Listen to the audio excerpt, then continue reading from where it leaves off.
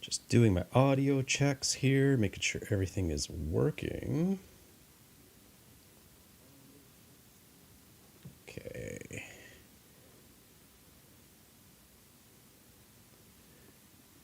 Excellent. Excellent. All right. Good morning, good afternoon, good evening, wherever you are joining me from today. I hope you guys are all having a wonderful day. I had a little bit of issues trying to get this stream started today, so I am about 15 minutes late. My internet's been kind of acting up, or at least when I started up the stream 15 minutes ago, I noticed I was getting some dropped frames, so I thought I better just pull the plug, restart everything from scratch, try to get everything going as best I can, because I can't stand when my stream gets interrupted, and nobody's going to want to watch that. So it is kind of blustery outside today at my place, so it's understandable. Like usually when that happens, the internet can be a little bit spotty at times, but it seems to be working okay now. So hopefully, cross your fingers. Let's hope for the best for the rest of the stream. Going to be streaming for at least 2 hours today, maybe a little bit longer. We'll see. It is really early in the morning here for me, which if you guys follow me on this channel or my other channel, you'll probably know by now that I'm working late shifts. So this is actually just before my bedtime right now. So I do have to get to sleep in a couple of hours. And, but I want to get a bit of live streaming in before that, because again, I'm trying to get through this game, HaveANiceDeath, ideally before Halloween, or I don't really want to be playing it beyond Halloween, because the whole idea is to, capture the mood of the spooky season, if you will, right now. So I'm trying to take advantage of that. So I'm going to be doing a few live streams in a row here for the next few days, whenever time allows. So anyways, so yeah, I will be putting in a couple hours at least right now, see how much further we can get in the game.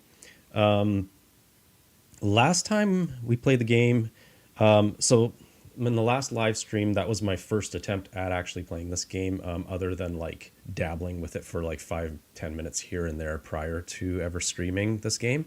So I am really learning as I'm going along, and I won't lie, I'm having some challenges with it. I am a retro gamer at heart, so most of these games don't get too in depth, the ones that I'm used to playing. These newer games have a lot of depth to them. So many options, a lot of, more complex move sets and so on. So it's just something that I don't necessarily, I always use the excuse that, oh, I'm old. I can't wrap my head around this. I just kind of have always been that way. Not saying that I'm slow, but there's just certain concepts of games that maybe take a little bit longer for me to understand, more so than maybe, some of the generations that have been brought up with these games. So I'm slowly figuring it out as I go along. And I did watch a couple of tutorial videos on this game, not like playthroughs or guides or anything necessarily, but they were, just explaining some of the different facets of the game.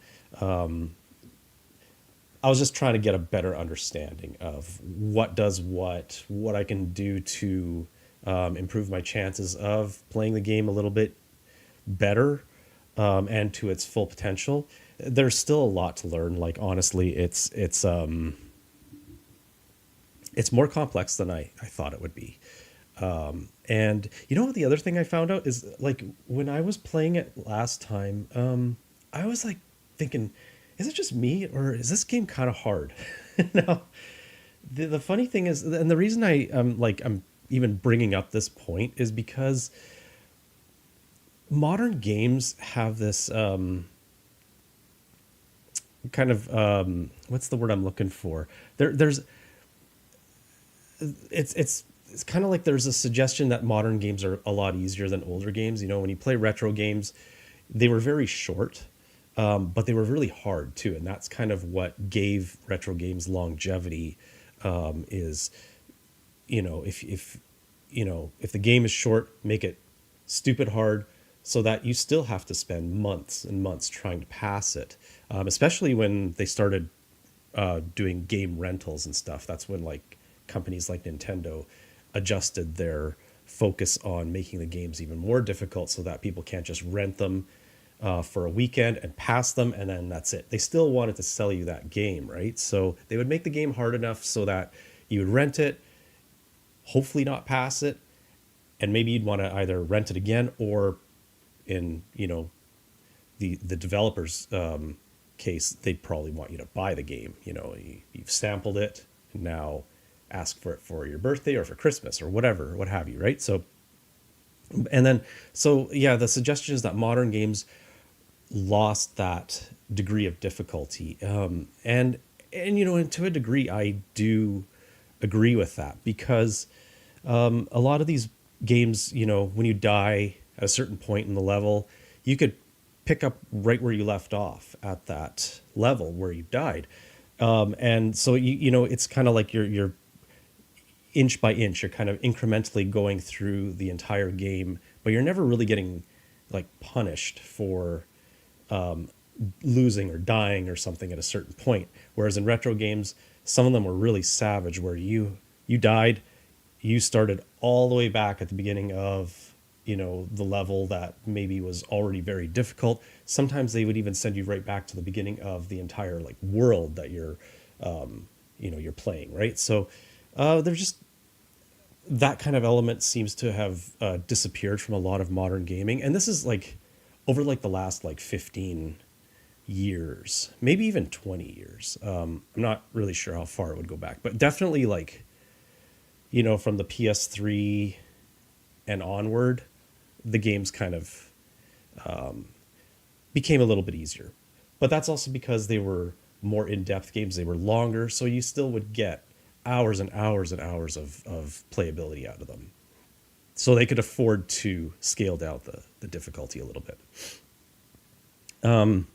This game, I find, has some elements of retro gaming to it because, and I couldn't understand this at first because I didn't even consider this to be a part of the game, but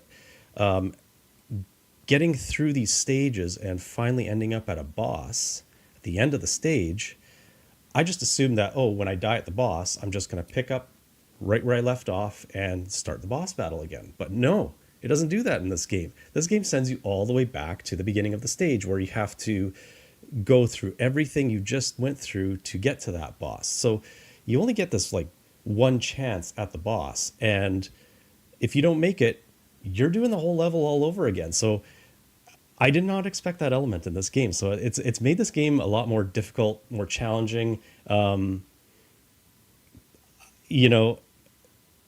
Good on them for doing that because that is quite a throwback. And it forces you to become good at the game. You have to have skill. It's not just a button masher. I'm used to button mashers, some games with skill for sure. But yeah, this one has a lot of depth to it. And so I ended off the last stream with, I'm not sure where this boss is in the sequence of the game. Like, I'd like to say it's like the second boss of the game. So the boss is Waldo, and he's a total like ripoff from the mascot of like the Big Boy restaurant chain in the US. Super famous appearance. Like most of you probably recognize, the appearance of him. So, but here's another thing I learned is that I only took one shot at that boss, and I was like, oh, this one, I'm gonna have to learn the patterns and so on. It's fine. I didn't really think much of it. I'm like, okay, he's tough. So was the first boss. I kind of struggled with the first boss. But I did find out that this boss, Waldo, is considered, I think the consensus is amongst the community that plays this game, that boss is one of the harder bosses in this game. And being only the second boss, it's quite a step up in challenge. So I might be stuck here for a while. And having to also replay the level over and over and over again just to try to get to him, I'm hoping that also makes me a little bit better at the game. Also, like improving my skill, but also improving my understanding of the game. So I'm going to kind of explore that kind of stuff a little more if I can. But for the record, I very much still feel like I have no idea what the hell I'm doing. You know, I'm not doing too much research into these games before I play them because, I think it's kind of fun to watch somebody actually play, who's like not a pro, somebody that you can relate to. Like, hey, if I played this game, picked it up, I'm not reading instructions. I'm just going right into it. I'm playing it. I'm going to figure it out as I go along. That's how I've always done it. And, on rare occasions, I will go into like an instruction book, which there's an old reference for you. How many games actually have instruction manuals? If anything, they're online or built into the game. But, like these old school games, they all have instruction manuals. And every now and then, depending on the game, I would actually go into the instruction manual and just brush up on maybe some facets of the game that I don't understand. And I've actually found that doing that, I have found some interesting tips in some of those games, especially if you're like talking, oh, they're all the way down there. But Sega Master System games, I found that their instruction manuals are hilarious because they actually give you some really great tips, usually towards the end of the manual, on how to beat some of the bosses and characters. It's like they're very forthcoming with that information. I had no idea for decades that stuff was in the manuals because I just never read them. Those games were easier enough to figure out, with the exception of a few. So anyways, I know I'm yammering on here, but yeah, so I'm hoping I'm a little bit better at this game, and just from playing it, I'm bound to learn some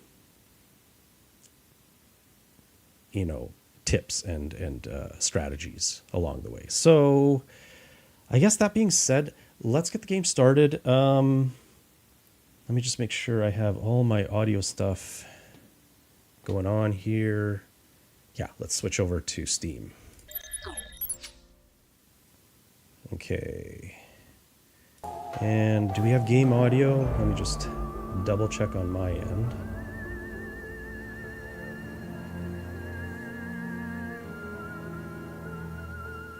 Yeah, sounds like it. I turned the game audio down just a smidge because I think the last time it may have been a little bit too loud, because sometimes my commentary, I'm not necessarily staying at the same cadence all the time.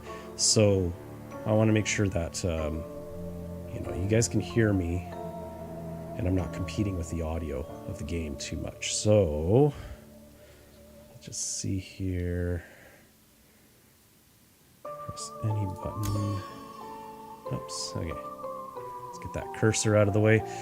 Yeah, so let's go ahead, dive right back into this. So it says I've played about 2.5 hours.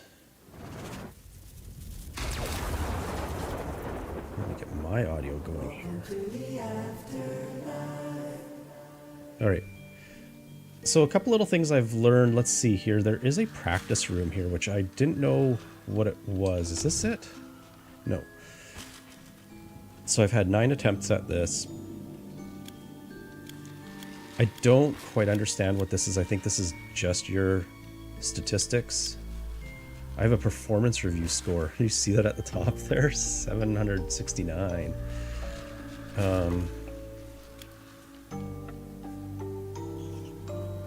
Yeah, so there's like little things like the Solary and Prismium that I need to like kind of wrap my head around a little more.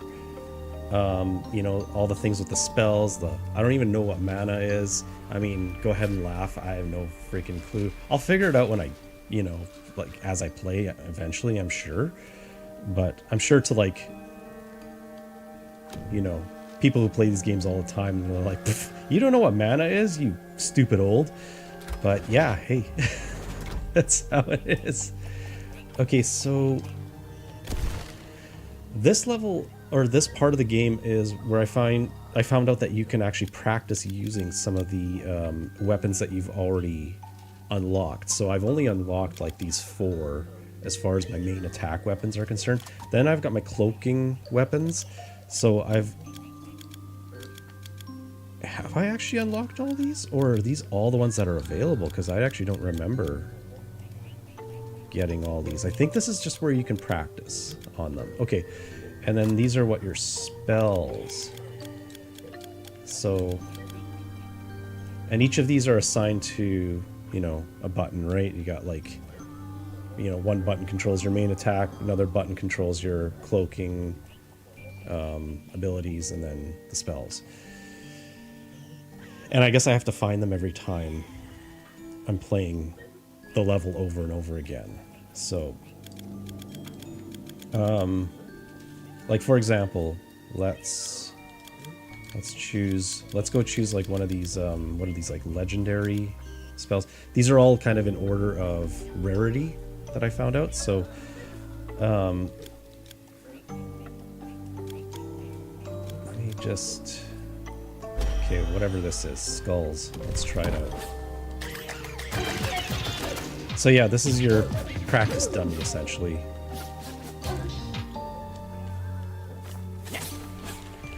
So one thing I have to really utilize is this dash. This is pretty much the way you can beat bosses. It's like you have to use your dash. So yeah, anyway, so this is that skull attack. It's a spell. Is there a cooldown on it? Oh, okay. And so in the main attack, like I was really enjoying. Yeah, I know there are more. There are definitely more attacks that you can have, like more weapons you can have in this. See, it only says, okay, I see at the top says 4 of 7. So I have to unlock those. Okay, and cloaking 10 of 23, and wow, there's up to 41 spells. So I guess these are all the ones that I've already come across and unlocked. So I get to practice with them. Now this is the weapon I prefer. This is the Scythe, which yes, I have finally found out that is how you pronounce it. I've heard some different pronunciations of it, but Scythe. Scythe with TH. So yes, this Scythe has long range to it, which is what I want. And it not only has long range, it also pulls in your enemy that you're attacking. It's not doing it onto this dummy because you can't move this dummy around, but... So yeah, anyways, this is a pretty good place to just learn how to use your attacks better. Okay, so this is the Twinsy, which I guess is a double-ended scythe. So that's kind of fun. And then wasn't this poison mist? This was like the fart cloud. That was actually really handy and very instrumental in me beating that first level boss. So, I would love to have that one again, but again, I have to find it. I guess it's like, what is this? It's not like permanently in your inventory, as far as I understand. I might be wrong about that. Okay. So let's go forward. Go forth, shall we? What is all this? See, like I didn't learn what this is. This is, I guess, just your more stats.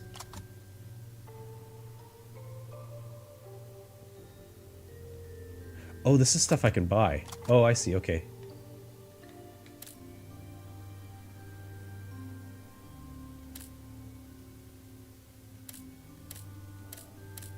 Interesting. Like, look at, I've got a lot of gold. I'm assuming that's gold. You should also be able to upgrade your weapons, and maybe that's what I'm looking at, is upgrading.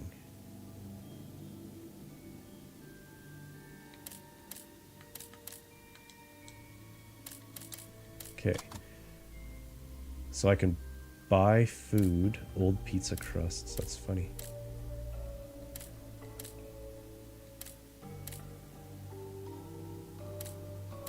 Death burger. Club sandwich Zord. Yeah, like I would love to yeah. My webcam's in the way. I can't read what it says there.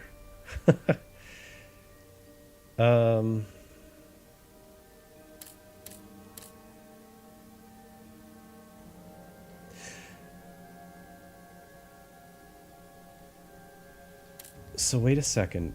Kill 50 of 50 enemies. Does that mean that upgrade comes to me as I've killed that many enemies? I think that's what's going on here. Yeah. What you're watching is my brain computing what I'm actually seeing here for the first time. Again, maybe you guys know all this stuff, but for me, I'm just figuring this stuff out. Okay, I get it. So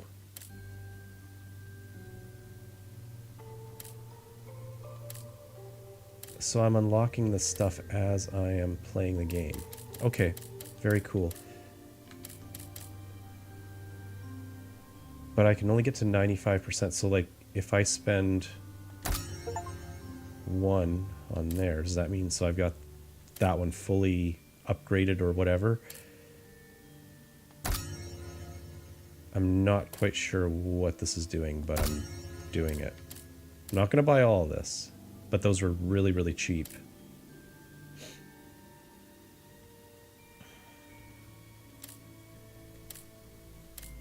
Okay.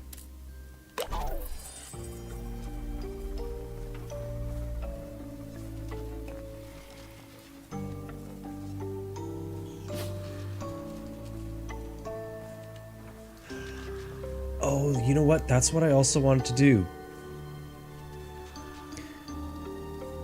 What people were saying was that if you're having trouble playing this game, it's because of the difficulty. The difficulty is by default set to, I guess, normal. They actually said drop it down to easy, you'll have a better time playing the game. So let's see, is that available in here?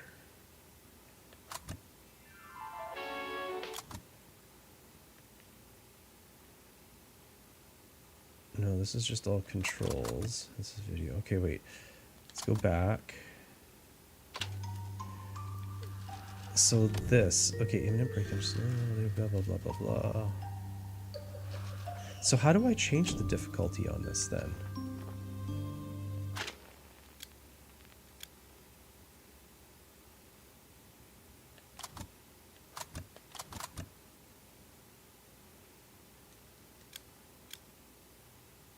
Okay.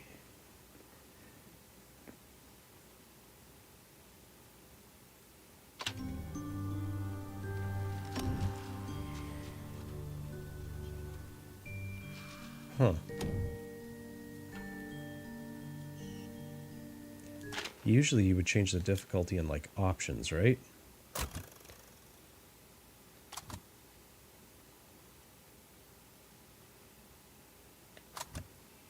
Yeah, it's really not.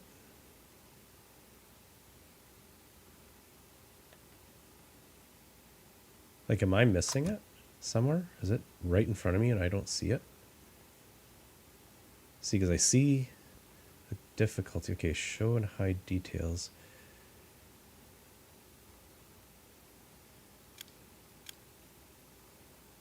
Okay.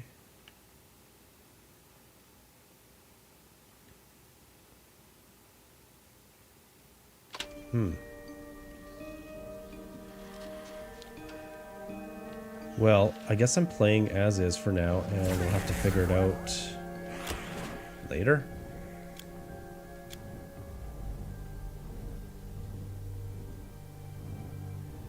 Okay, let's try this guy, whatever this means.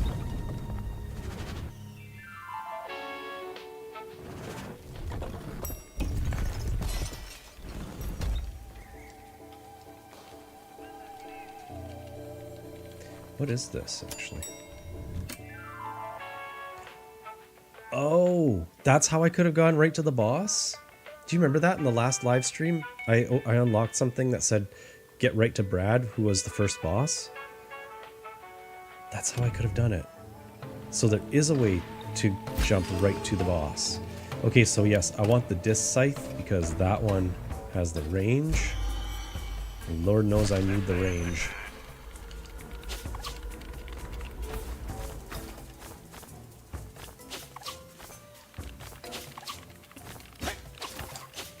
Okay, sorry, just practicing. What do you have to say? You mustn't say that. Come on, Kitty, what's obvious? There was a conflict of interest between the higher-ups and Brad. He was right not to let it go that easily. He could have gone about it less forcefully, though. He could have split his skull in half with his rocky fists. Yeah, okay, you're right. He could have asked me first. It wouldn't have done any harm to send a quick email and follow up with a general assembly. Death is a business after all, so...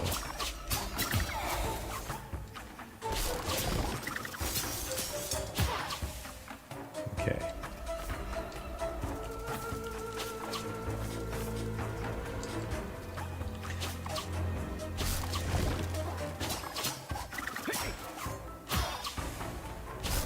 So I think the trade-off with the disc scythe is that I swear you have to hit the enemies a few more, like an extra hit or so, just to, like it's a little bit weaker, I think. Don't quote me on that one. Oh, sure. Okay, so off to a great start.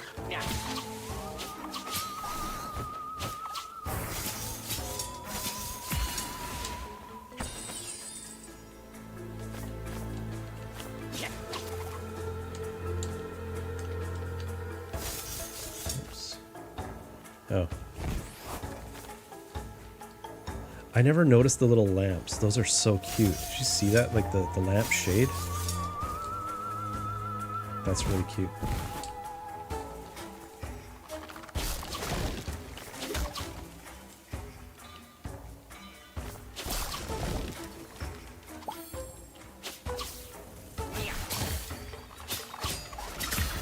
I have to take advantage of that stun feature. A little more.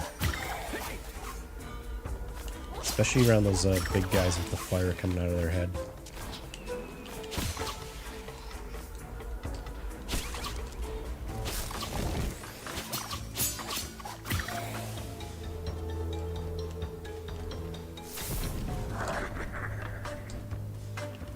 Oops. Okay. Press X to re-roll. Oh, cool. See, this is kind of stuff that I didn't pay attention to last time.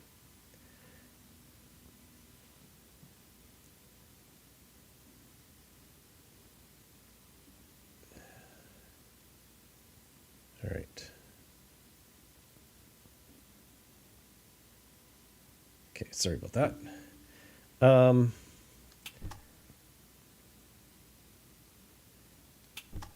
I usually go for the health just because I need that, but this mana is also important because there's like little locked areas of the level that apparently I can access with this mana.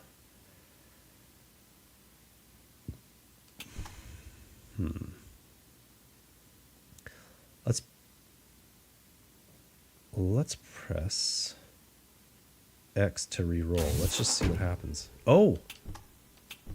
Oh, and I only get one re-roll. Okay.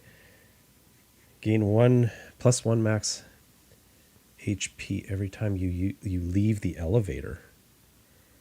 Okay, well you know what? Let's just try this meditation. Here.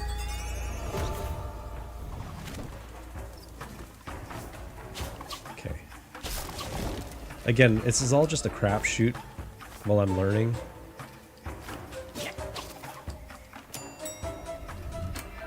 Okay.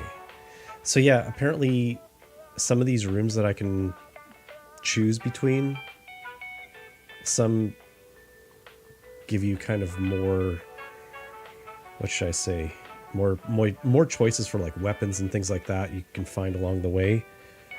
See, like I would imagine like equipment storage, that sounds like there might be some stuff hiding in there that I can utilize and use to my advantage going forward.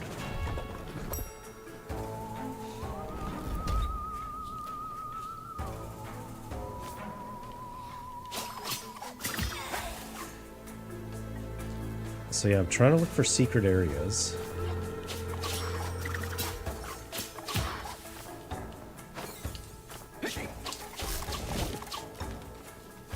So there should be like a little green ghostly little lock that shows up at all the secret areas. But I'll be honest, I don't know how I got into it once before. I pressed the button and then all of a sudden it opened up a secret room. And from what I could tell, that's where you needed the mana in order to get into these secret rooms. What's over here?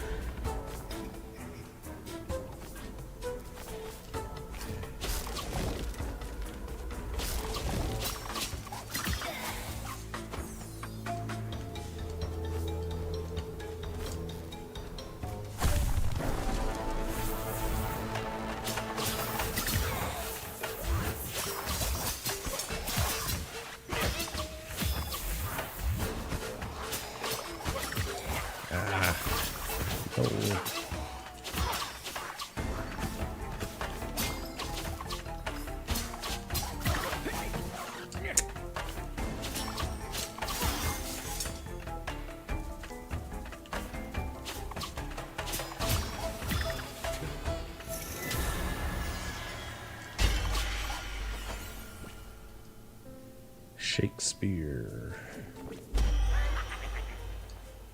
Okay, so this is a cloaking weapon. And it has a cooldown. That's like a 3-second cooldown. Actually, were there any secret areas up here? Is this where I came from? That's where I came from.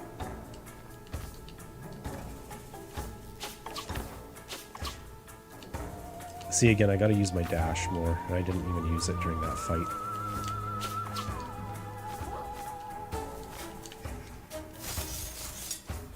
Oops.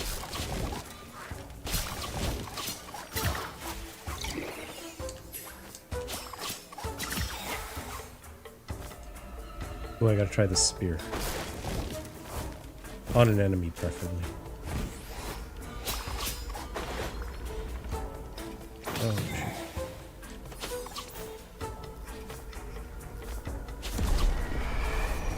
Dirty dagger. Stealthily skewer your enemy. If you stick them from behind, it's fatal. Oh, cool. Okay. Does this mean it... Okay, so this is my... This is now in the spell slot. Oh, wow. So it's very short range.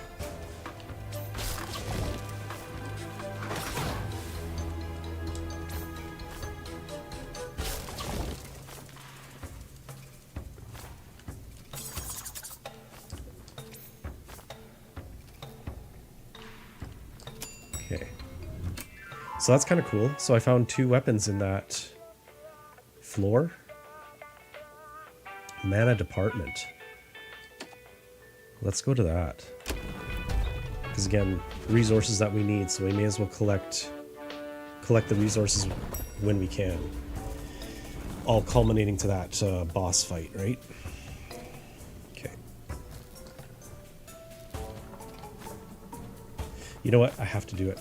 I always have a habit, and this is just from playing retro games, I always have a habit of going left first in the level, just because there's a lot of games that have secrets by doing that, because obviously the developers assume everyone's going to go right. Was there anything up here? Nope.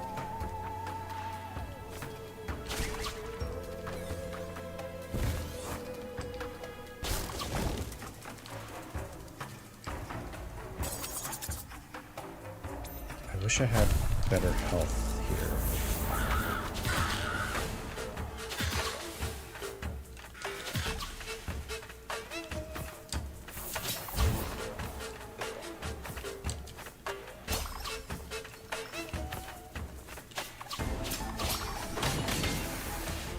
Oh, okay, that spear is awesome.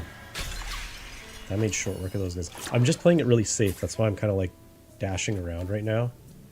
I only have 40 out of 65 health.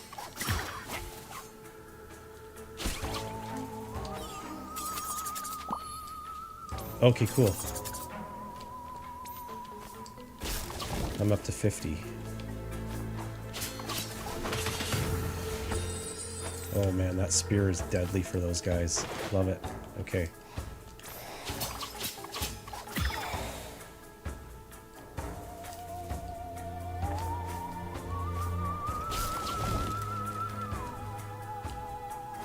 See, there's that lock.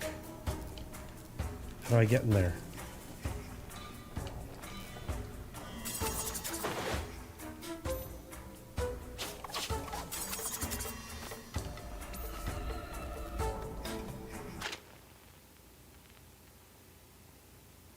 Now, what actually shows that I have mana? Oh, see, this is where I think you need mana to get into these locked rooms.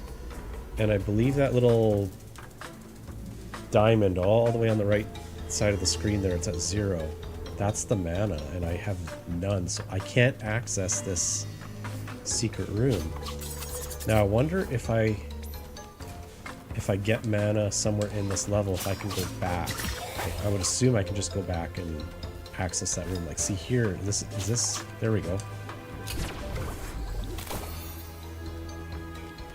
That did nothing. I thought it was gonna. Okay, let's just go down here and see if anything work.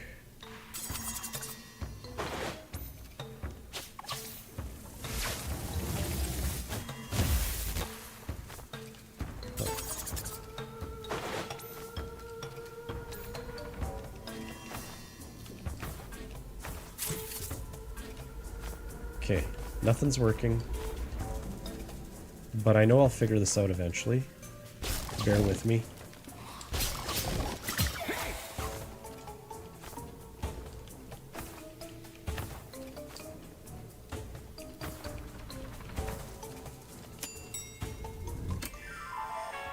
All right, so it's interesting that, like, the level isn't linear to the boss, that you can essentially choose your path to the boss, and based on your decisions you make, you will collect more or less of the resources that you need.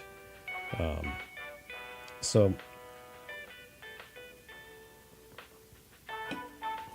Solary deposit, that'll get you more solary, but I can't remember what you need it for or what to spend it on. Curse reroll department. I'm pretty fine with the curse that I have there, so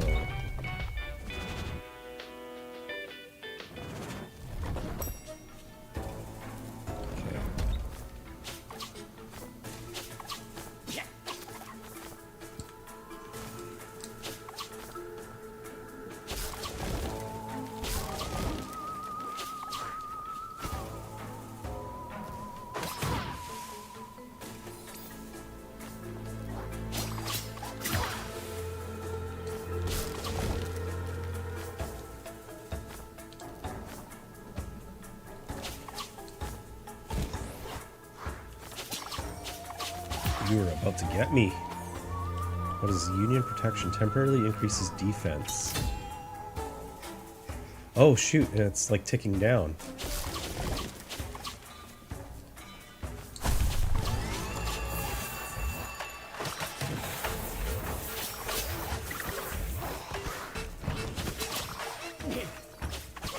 Whoa, no.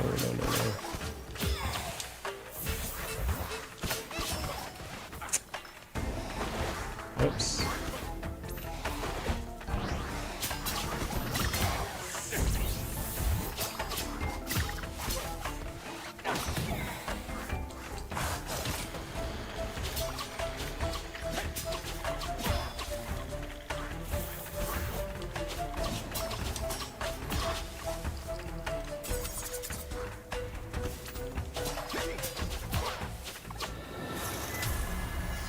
Yeah, it's kind of weird. During these battles, I kind of get a little bit flustered, and I lose all coordination. So, again, it'll just come with experience. I'll get better eventually.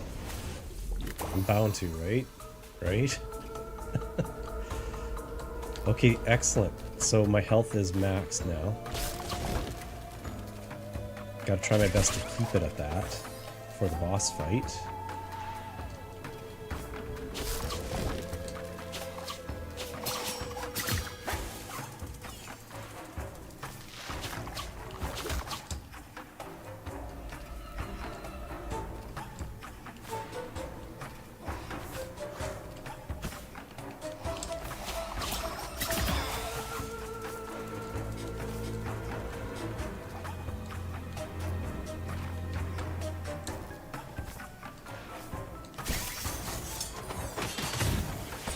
Yes, that spear is amazing.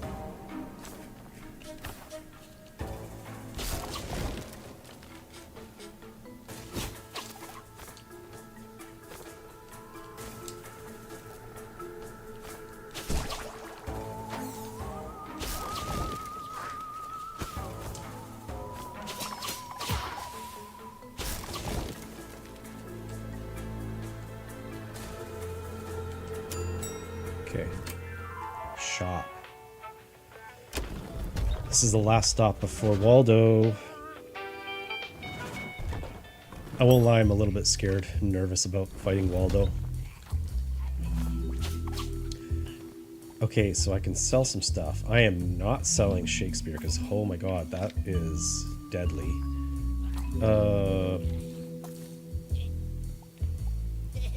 See, there's also storage, which I'm not quite certain how to get to. Now, this is stuff I can buy, right?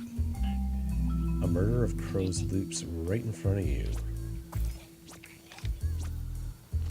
Acetaminophen is up missing HP with injuries.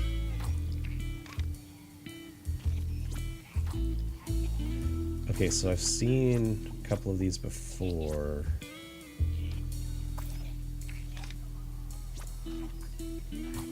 And I'm not really sure if it's the smartest move to actually buy anything. Like right now, all my weapons are full, which is great. That's what I want going into this.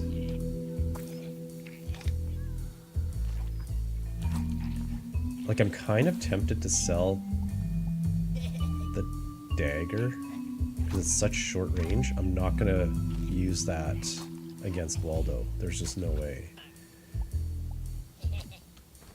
But I only get 20 soulry for that. Contains one curse. What's this? Upgrade store. Unlock an additional item slot. Oh, I can't afford that anyway. What else?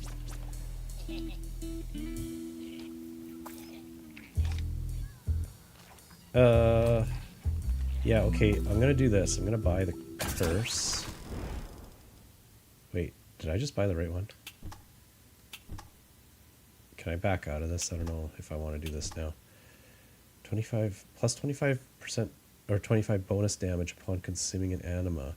That's the other one I can't remember what is anima? Gain 30 soulry. Gain 5% chance of dealing pierce. Deals bonus damage.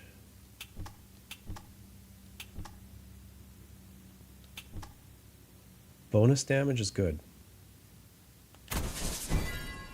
I need to deal all the damage I can possibly deal. And also have all the healing that I can get.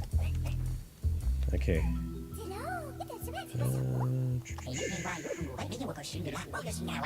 Yada yada yada.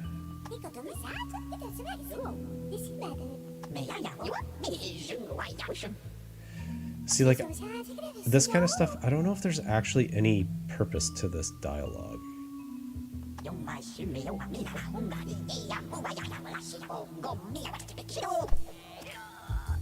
I didn't get anything out of that. So, I don't know if there's, like, reasons for that, or is it just there as filler? Security Station Brad, wait, what? Wasn't I at Waldo? What's going on here? Are they gonna... Did I, like... not save my game, or did it not save last time? Okay.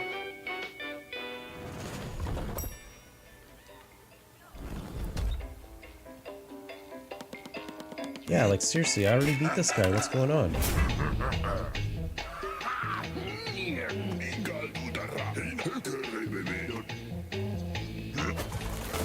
Okay, this is weird.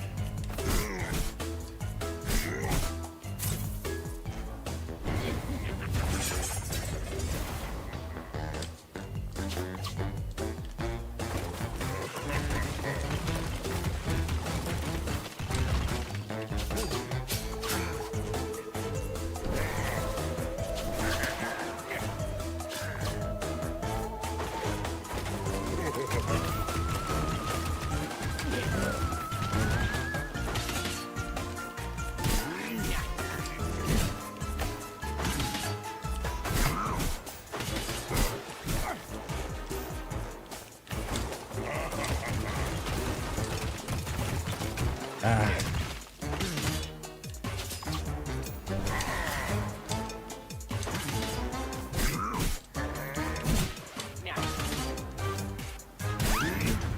Oh, and he got me. Damn.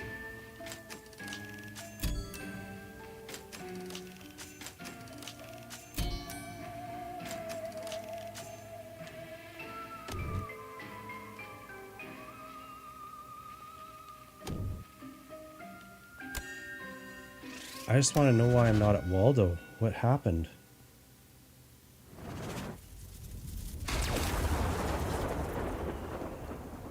Welcome to the afterlife.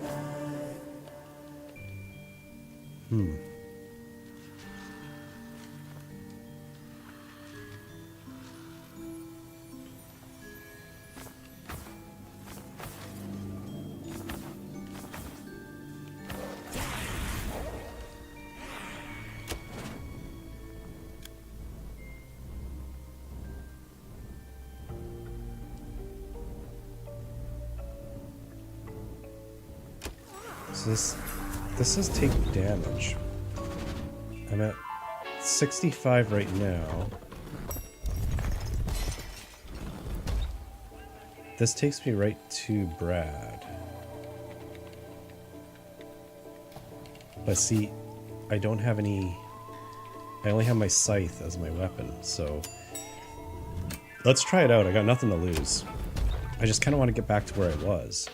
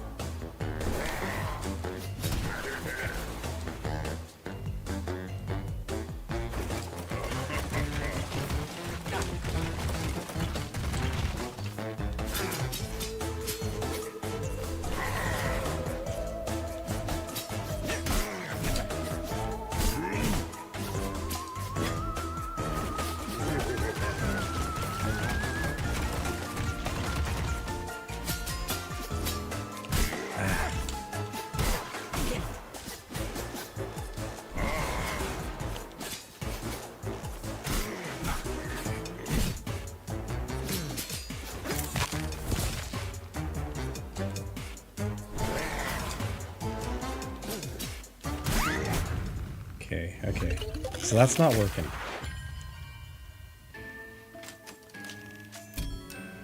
I won't lie, I'm kind of bummed out that I have to beat this boss again right now. Because it feels like I haven't made any progress since the last live stream now. So I really don't understand. What did I do? Like, do I actually have to save my game?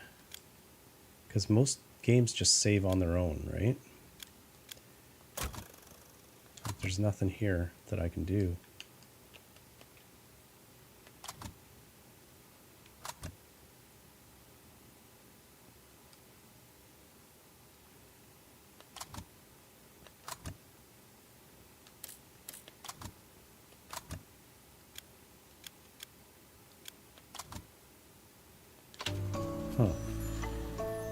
I'll have to look into that.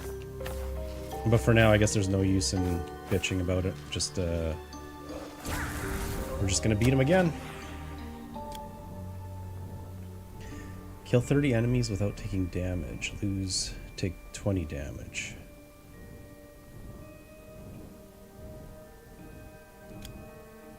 I'm gonna go to this one for now.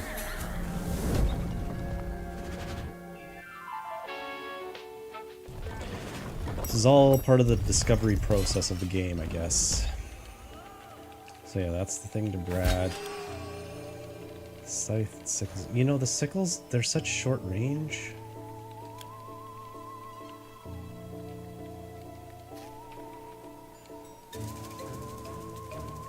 They're short range, but they're actually really effective otherwise. Let's do it. I'm just gonna learn to use a whole bunch of these weapons, so.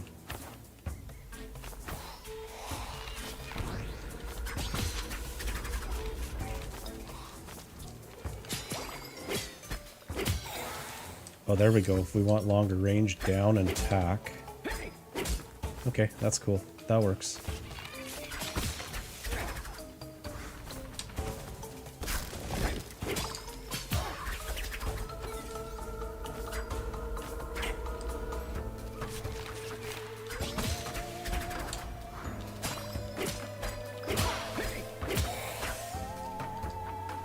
Mana power.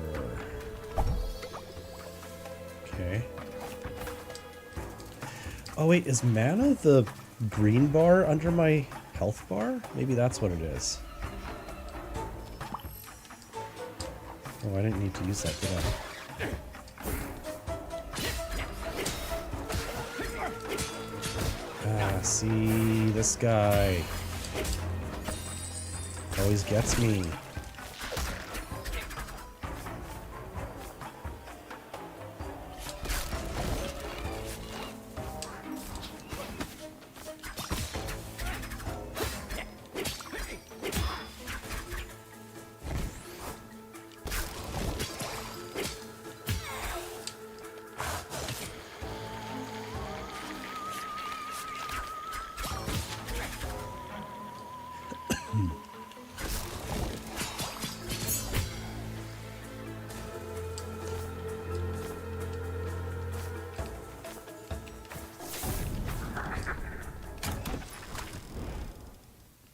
Search the files. What's a steel? Stell. Grants you a pure heal. Well, that must be an enemy. Gain 5% chance of dealing a pierce, periodic. Regenerates 5 mana. And I can reroll. Let's reroll this one. Oh, never mind. I guess I selected it. Press the wrong button. Okay.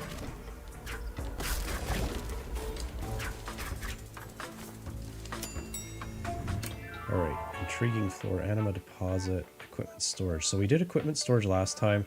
And that actually... Here, I'm going to do it again because it got me additional weapons, which I need. Because with this short-range weapon that I have right now, there's no way I'm going to be able to take out the boss. What do you need?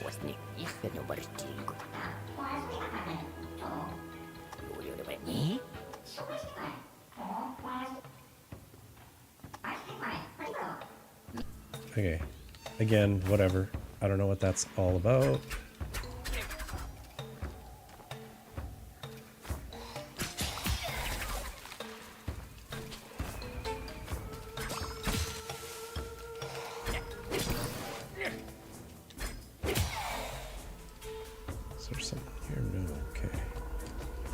Oh, these guys.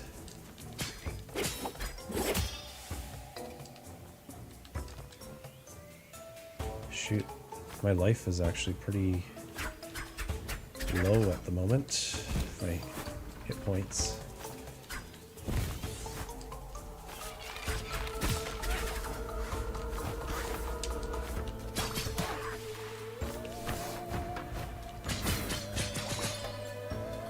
Oops, great.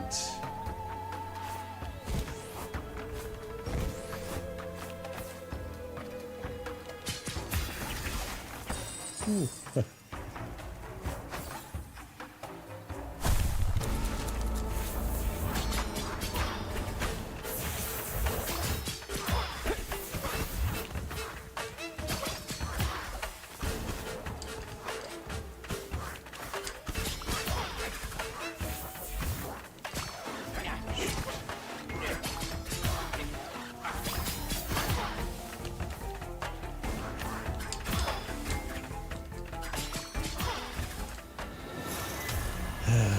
Okay.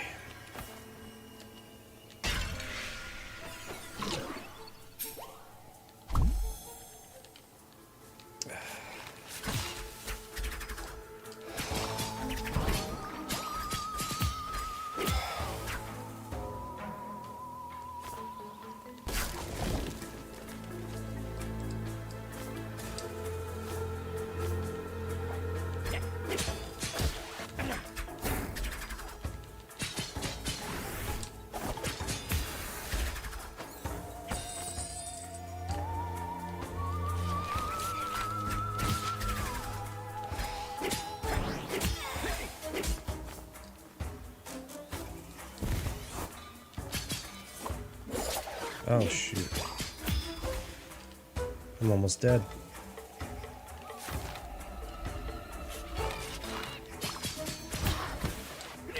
Wow. Not even gonna make it to the boss.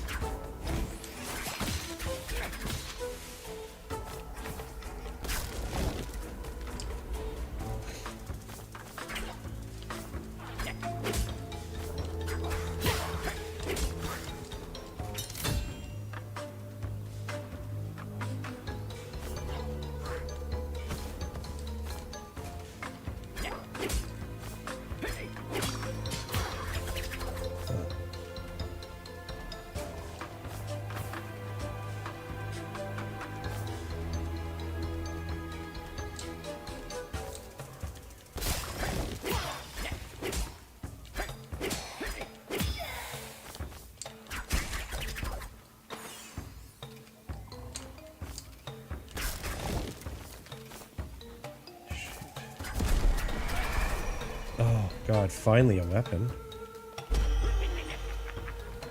But like, I have hardly any life left, so...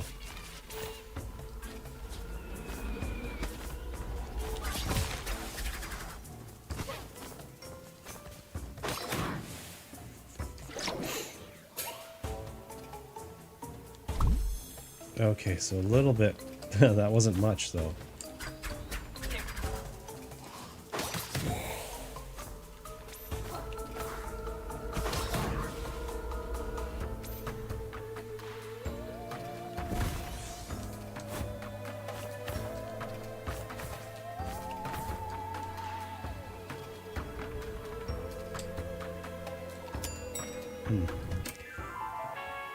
Okay, let's go...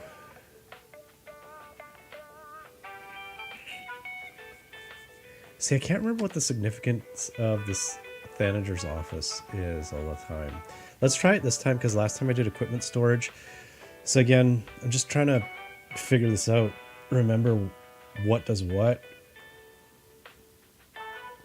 Like what floors, what rooms are the best to go into to collect the most resources so that I actually have any hope in hell of beating the boss. A boss which I've already beat. They're making me do it again. I feel unfairly punished.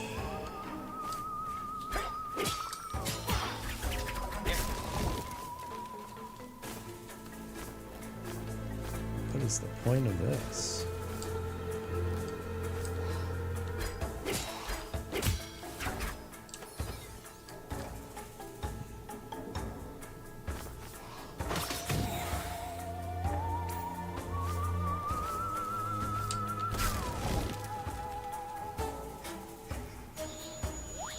Oh, this guy. Oh, okay.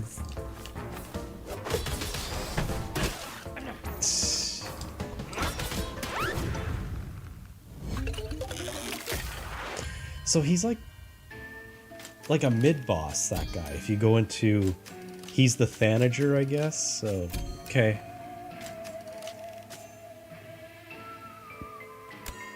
I guess, so every time I play through this, I'm getting more and more experience, which I'm assuming makes my character stronger. Grinding, if you will. Welcome to the afterlife.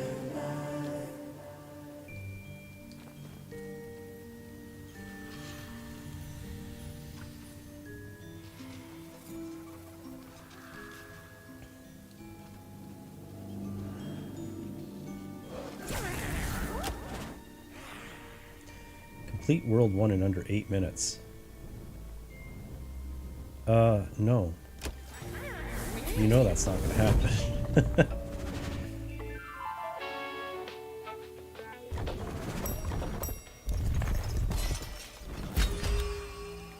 Yes. It's the one.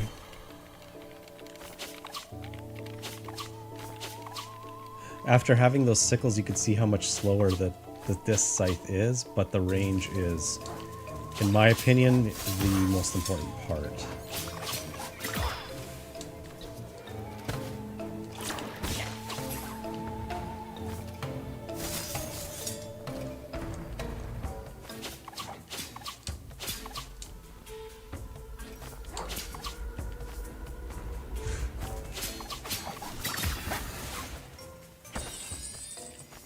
Oh, coffee. That's what you need. Coffee is life in this game, literally.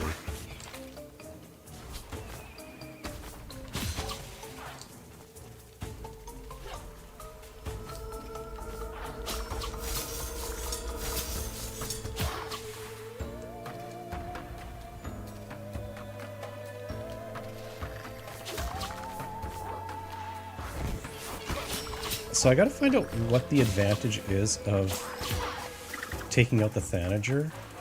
Because, like, being a mid-boss, like, it honestly doesn't look that difficult to beat him. I've beat him before.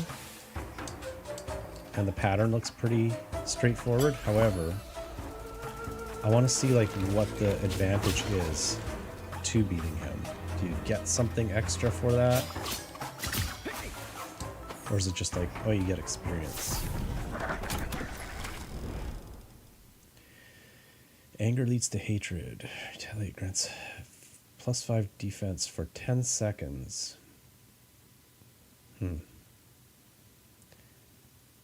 Effect triggered for every attack suffered. Really?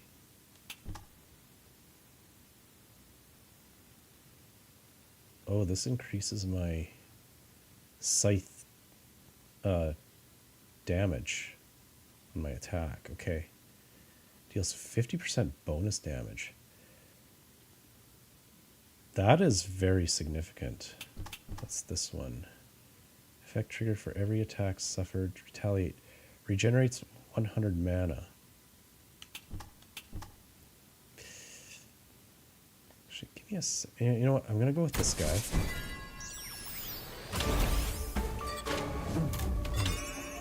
And denial is a wall erected in front of the door of your relief. Nice.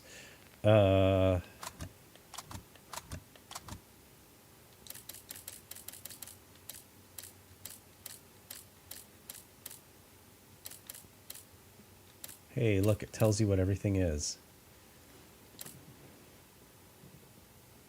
Oh, that's a steel or stella. Stele? I have no idea.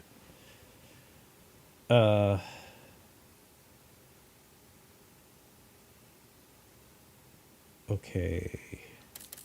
So anima, blue animas are bursts of life essence. Each burst can be used to heal 15% of your max HP. Injuries are displayed in gray on your health point bar.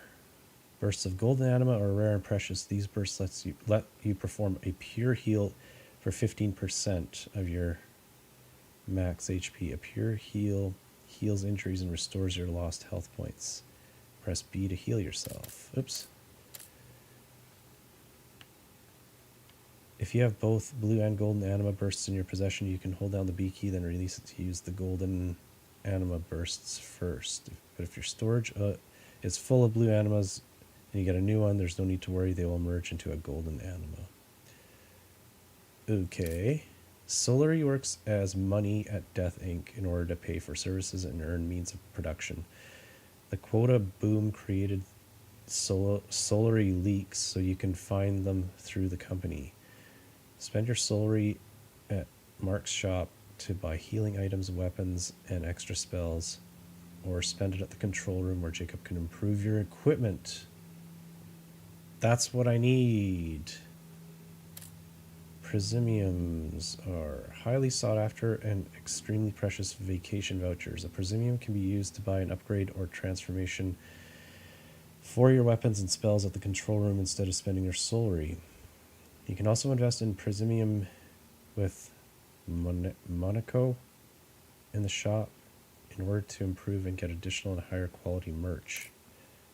Curse reroll. If you're not satisfied with the curses offered, you can reroll by spending your curse reroll token. By accumulating these items on the designated corporate floors, you have a lot of room to negotiate the advantages and penalties assigned to you by the inspector. Anti-penalty. Okay. Short coffee heals you by 15.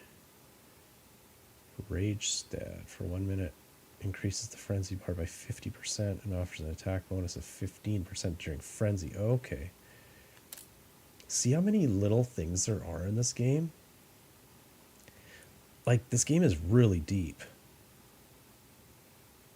Ingots, yes. Okay. Explore the company employees in the place. Joe records and calculates your performance. You can offer him ingots to invest in new equipment, extra weapons, and inspire the cloak, spells for pip, food items, decorative elements from Muriel, and even new contracts from Jocelyn. You can earn ingots at the end of a game by eliminating enemies and on the vault floors. Ingots unlock unexpected opportunities to further develop your company. Man, I have so much to learn.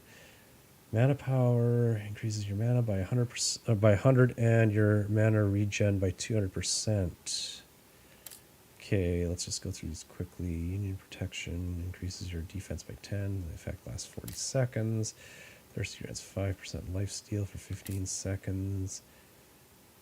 Cinemata pain designed to convert missing health points into injuries, which you can heal with blue anima. This pill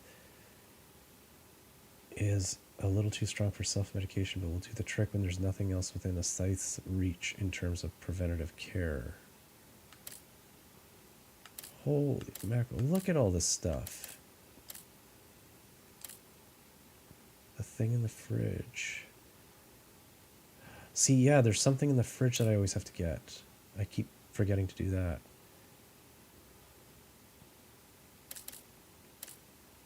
Secret rooms are filled with rare and precious items, prisimiums, to increase your HP, your mana, etc. Have a good route around, see how many you can find, and keep your ears open. You'll need to consume a blue or golden anima burst to reveal the location of a secret room. Really? That's in line with how I was able to get into one of those secret rooms last time.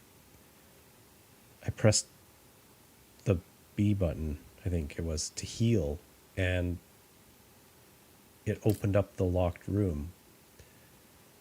Good to know. Okay.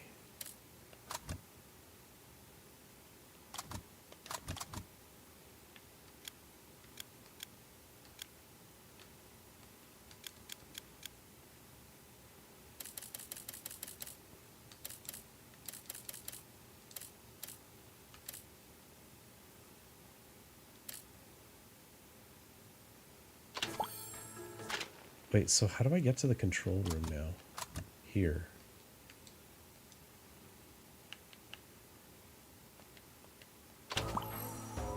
But I can't do anything there?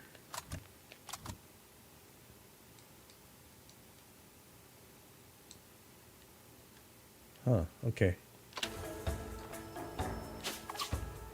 I'm gonna have to explore this further, for sure.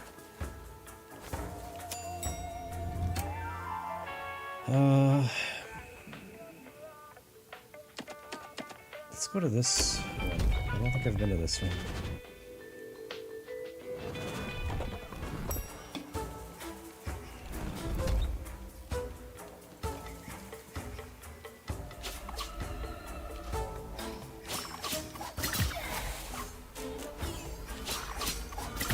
I lost my spear.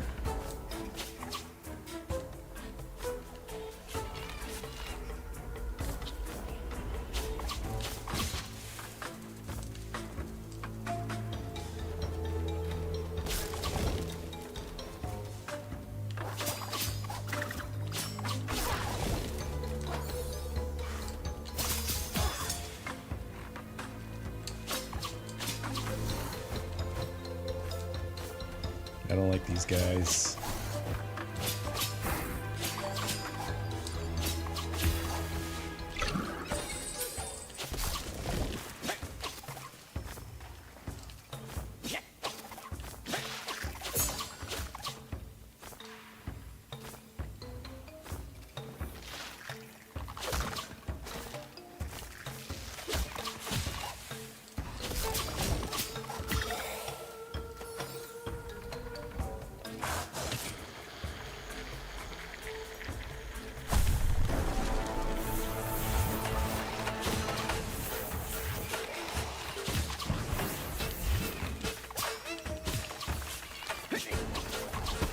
Oh.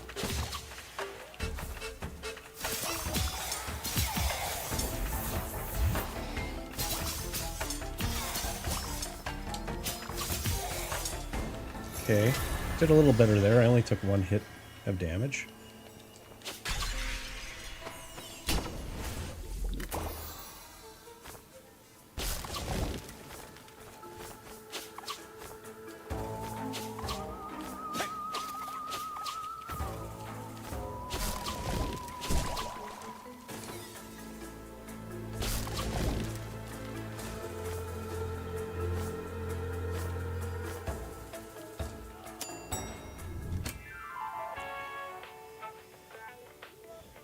Okay, let's go to this anima deposit.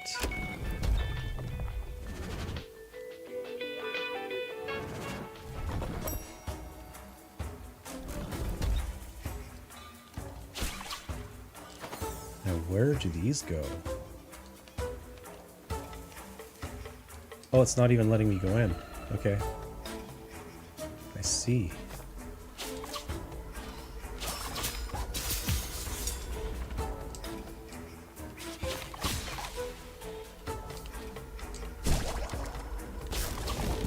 Probably should have read that before I picked it up.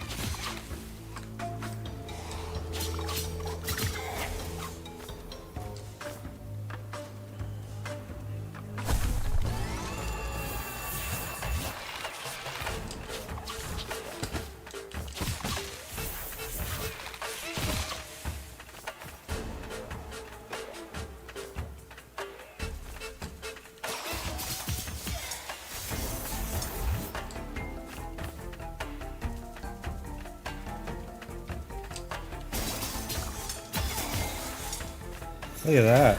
Look who figured out a bit of a strategy for once.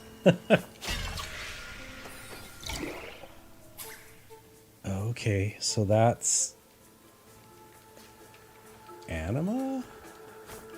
Or is that like life, like HP?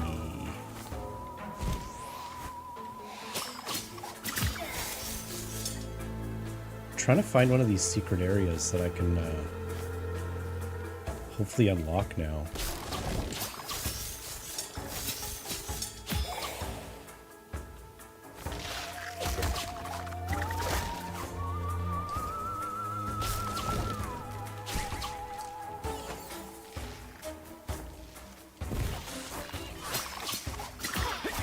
No! I hate that when I get stuck in the oh, wait. When I get stuck kind of like in like a melee attack pattern, I can't move, and then I get attacked by paper airplanes. So that kind of sucks. Like, I see him coming, but I can't do anything about it. when I'm in the middle of a melee attack.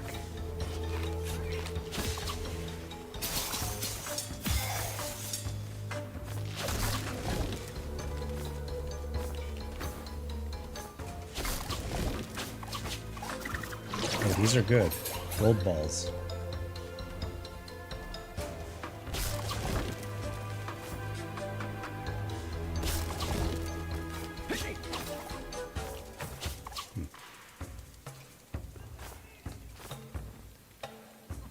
Nothing there.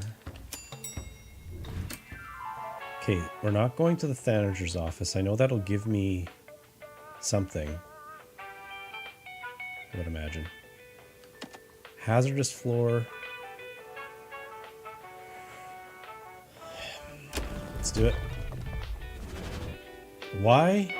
Because reasons.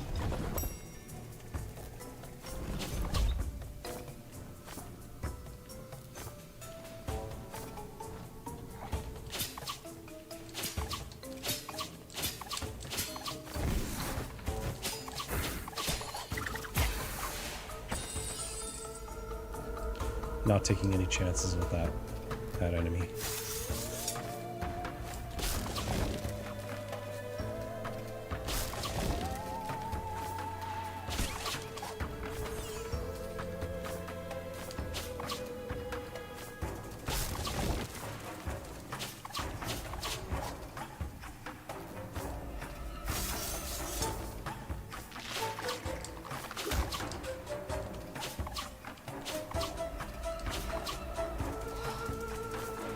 I'm actually going to go back up here because I feel like... Wouldn't there be a secret area somewhere here? I guess not.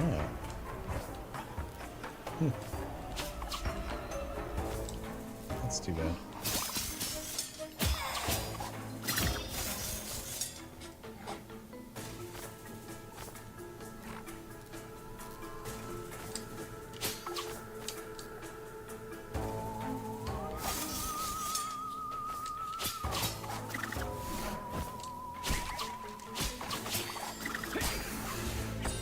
Yes.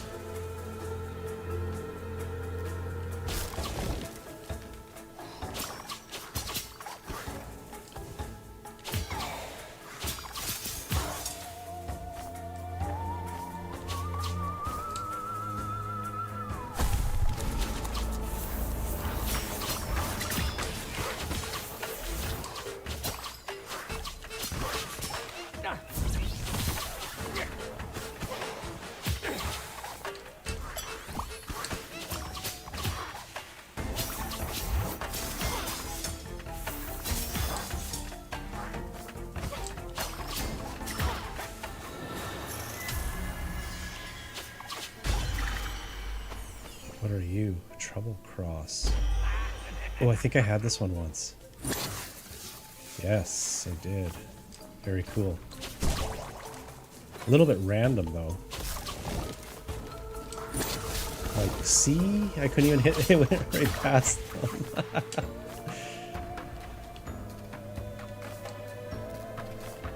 No secret rooms? Come on, man. I'm like ready for secret rooms this time, and I can't even find one now. Shop time. Okay.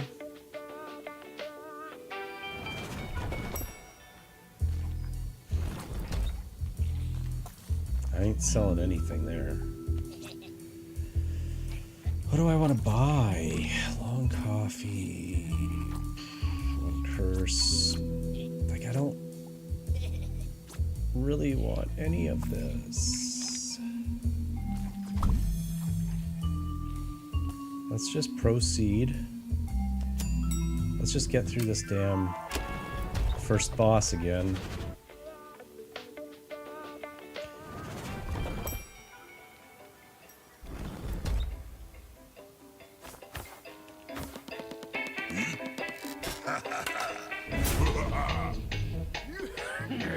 Don't really have a strategy going into this. Just gonna wing it. But I always start out with the frenzy attack if I can.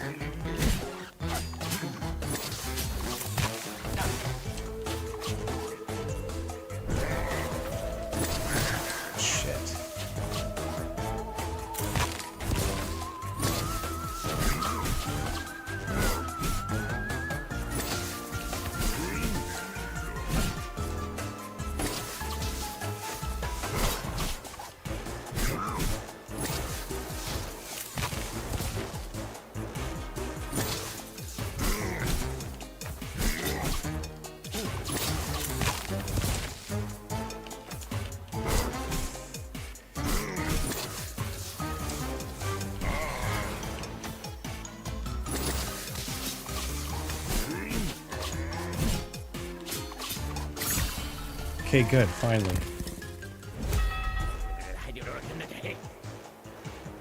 See, that long-range attack really did help. Hashtag it hurts.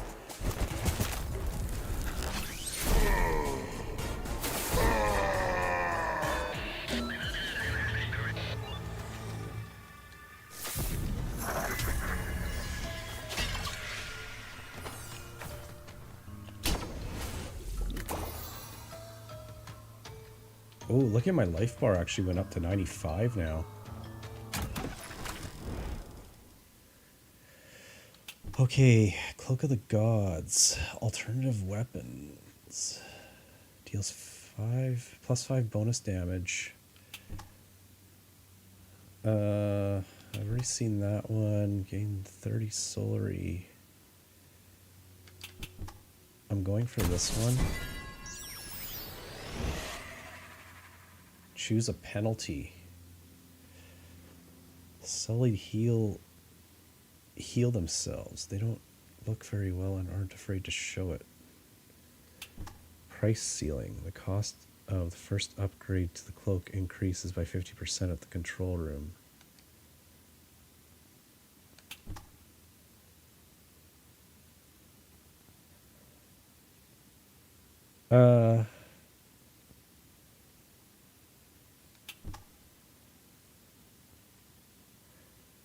Cost of the first upgrade to the cloak increases by 50%, so not anymore past the first upgrade. Okay, it's probably the wrong decision. I mean, it's literally flip a coin. 50-50 shot. I don't know what's worse or what's better.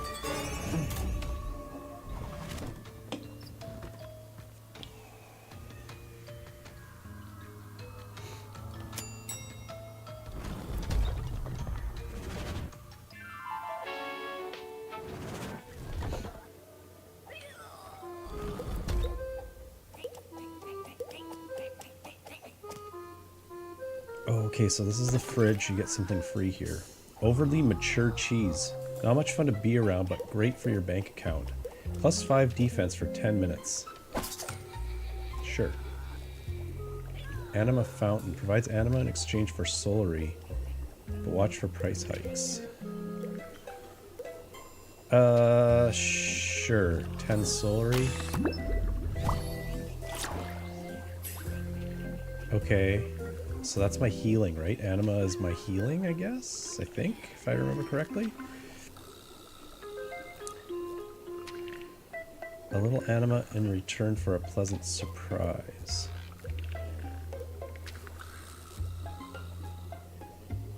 Okay. I gotta try all this stuff out.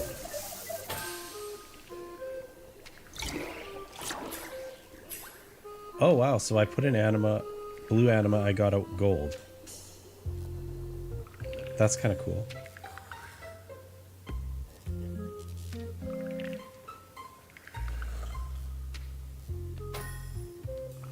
What do I do with that? So how do I get, like, to the control room? Like, is this the way out? I don't want to go in there and then all of a sudden it's like I can't get back. But I guess I have no choice. Okay, we'll listen to this.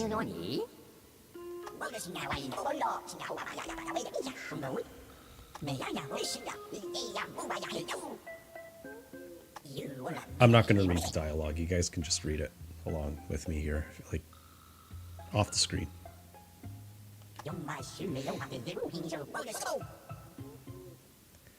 Cappuccino. Okay. Glug, glug, glug.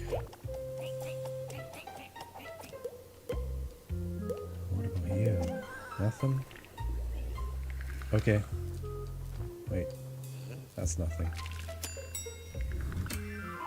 Okay, next department. So this is our... we're on our way to Waldo now. So an hour and a half into the stream, I finally got to where I was when I ended it last time.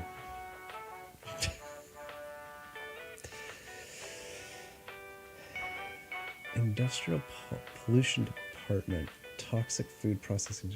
Department. Upgrade next red curses. Upgrade next green curses. Let's go to the toxic food processing department. I don't know if I think red curses are more rare. I don't know. Yes, this looks more like where I left off.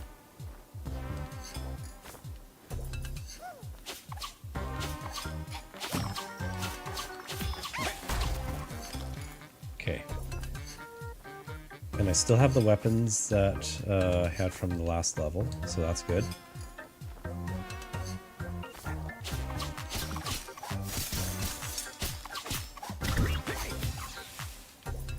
Damn.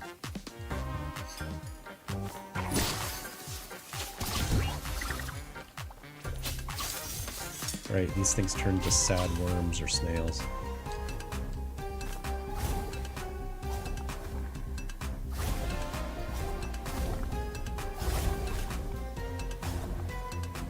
I mean, do I want to go down there? There's probably secret areas there, but I'm gonna say no. Whoa.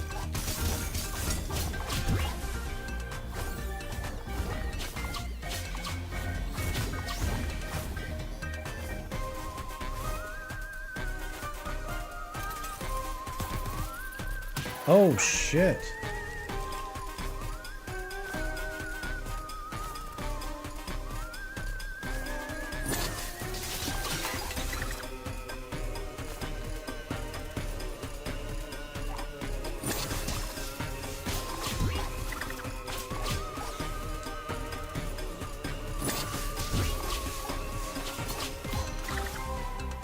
Fry?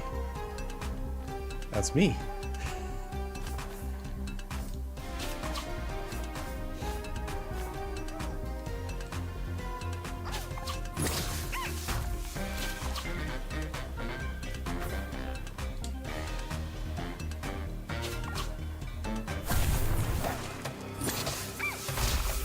Oh man, what the hell is that?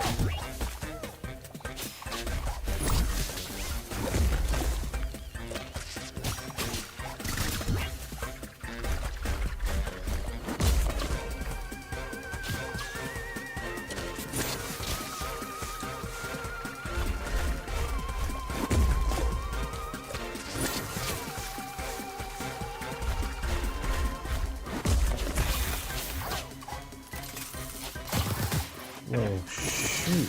Oh, wow.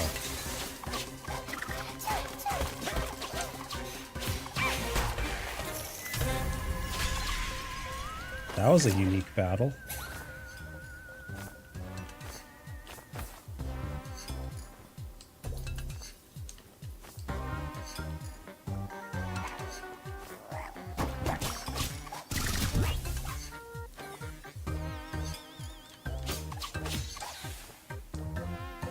What is this again? Quantum Solar. Gain a large amount of solar as long as you don't suffer any damage before reaching the elevator. Oh, really? Well, can't see that one happening, but sure, I'll take it.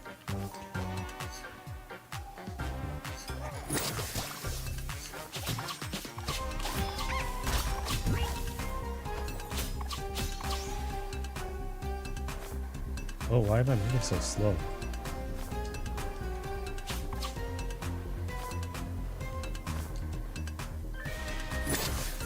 Hey, I actually reached the elevator without taking damage, I think. Okay. HR office. Nobody ever wants to go to the HR office. Unless it's voluntary. Well, even then it kind of sucks. Relaxation area. So if I go to the HR office, it looks like I'm battling like a mid-boss.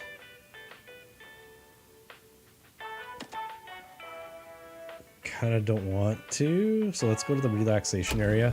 I mean, between the two, if you were given the choice in real life, which would you take, HR office or relaxation area?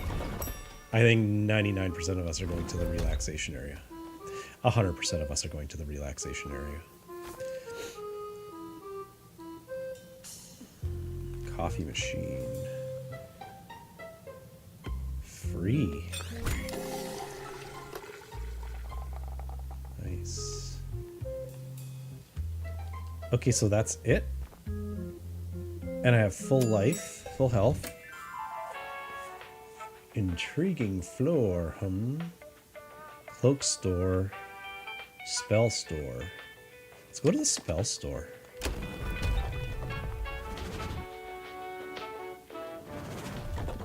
Because I have a third slot for an enemy, or an attack, which would be my spell attack. What do you do?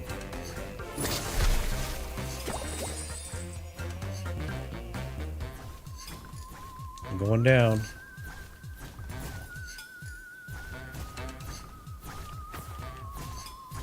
And there's nothing here? Okay. That's weird. I thought there would have been like a secret area or something there.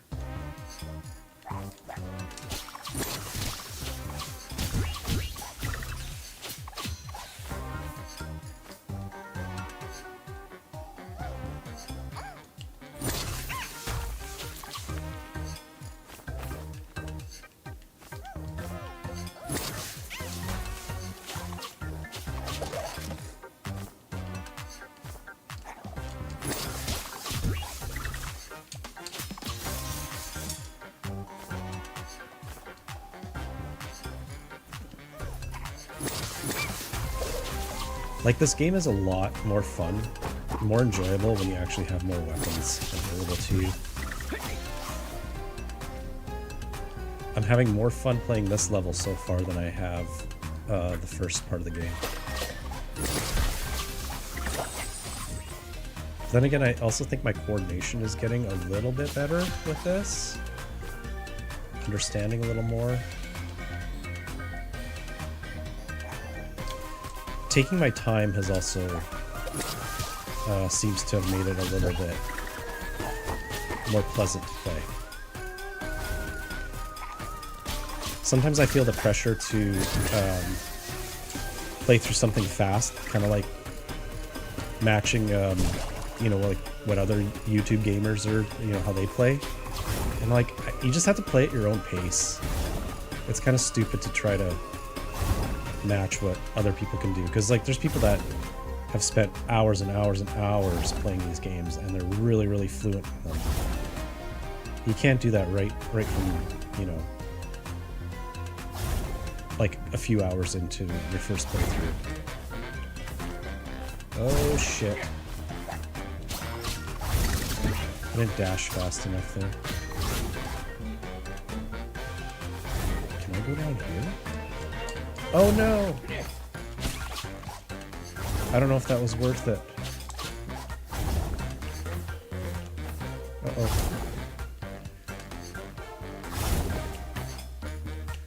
No, no, no, no, no! Hey, how come I didn't lose any life on that one? See, again, I don't quite understand what's going on there. Oh, shit.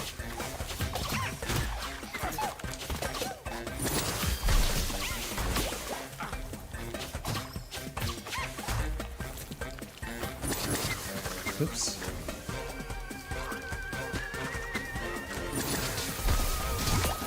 Oh, wow.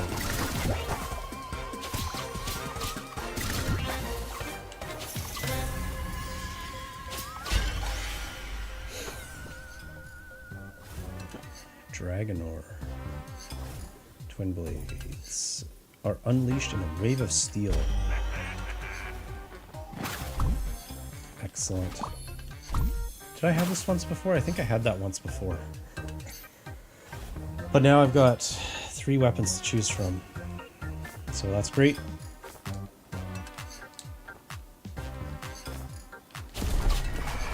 Poison mist. Oh, is this the fart cloud? Okay.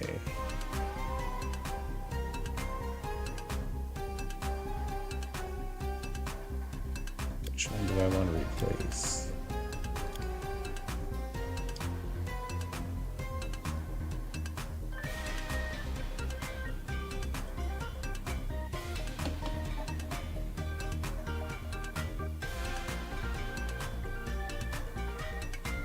I'm gonna replace this one. Yes, the fart cloud was actually really, really instrumental in me beating the first boss the first time around.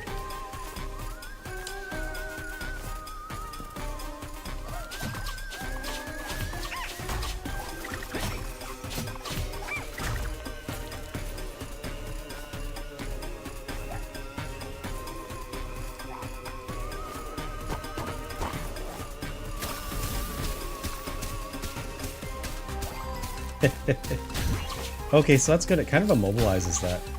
It doesn't kill them fast, but it immobilizes them enough so that you can hit them with a secondary attack. So I don't mind that at all.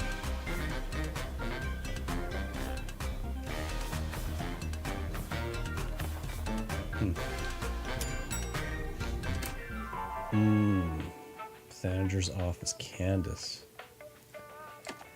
I don't want to go there.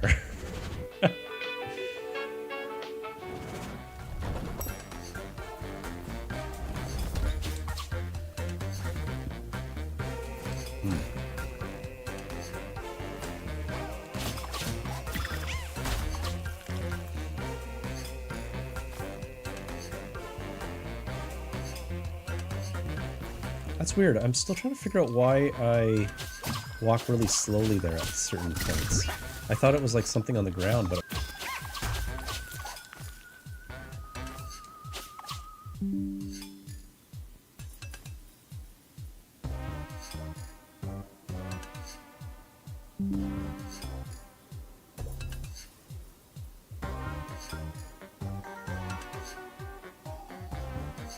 Crap.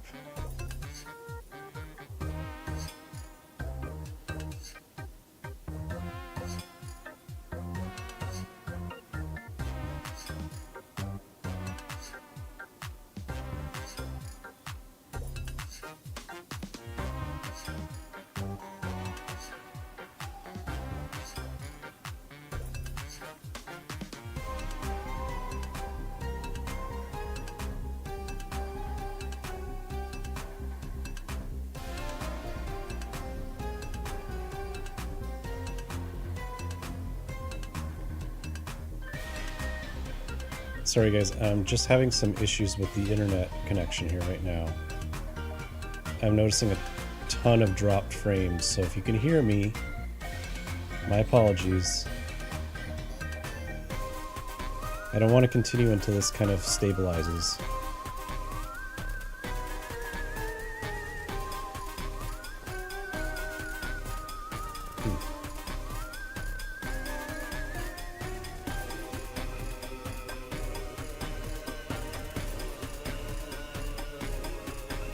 Okay.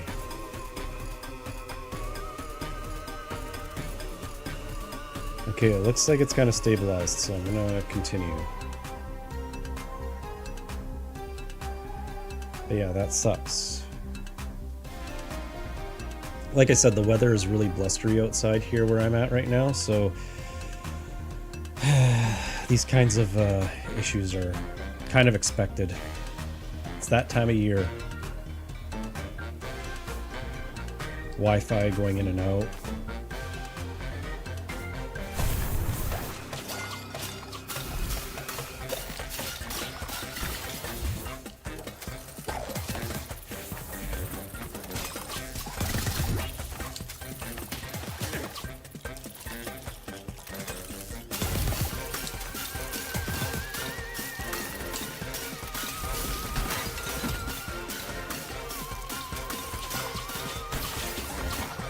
Oh man, there's more of you.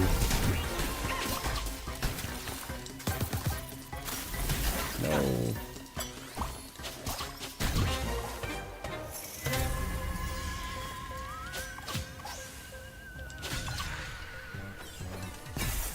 Oh, I didn't even notice what I got.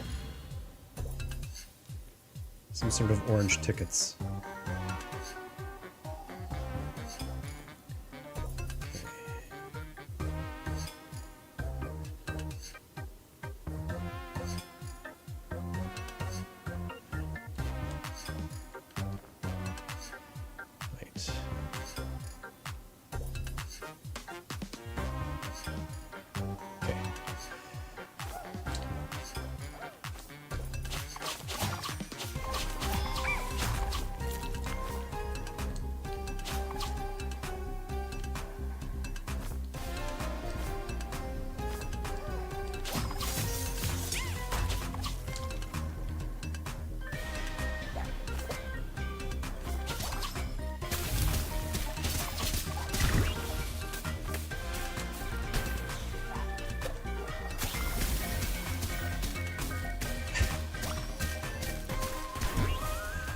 I don't want to say that's my favorite weapon, but it's one of my favorites. There's actually a lot of really good weapons in this. It's definitely something I enjoy about this game right now. The variety of weapons. Whoa.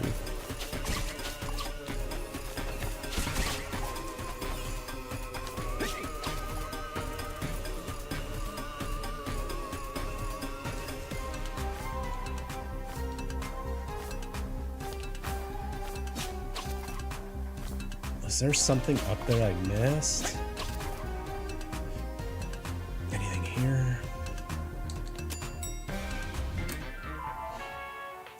Equipment storage, yes.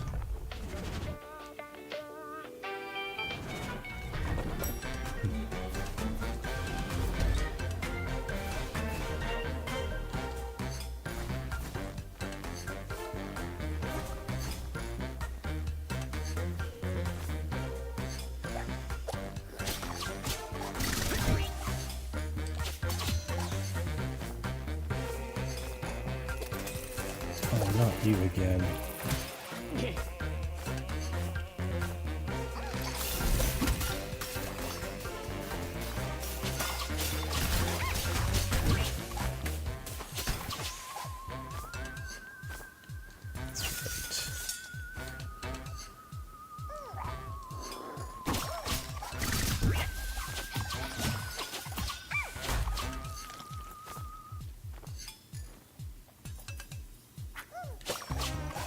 Again. Crop dust, you bastard.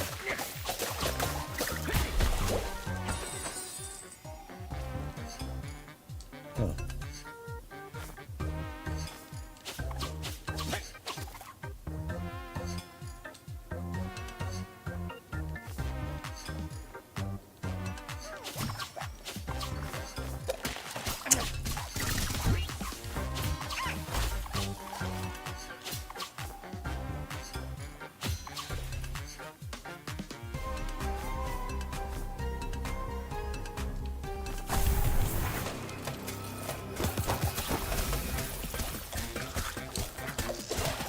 Oh.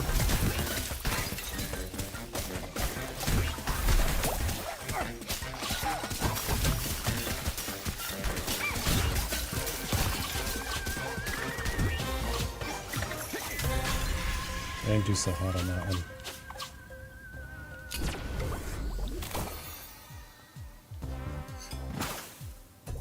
Oh, I forgot I had that weapon. Oops. Probably could have used that one.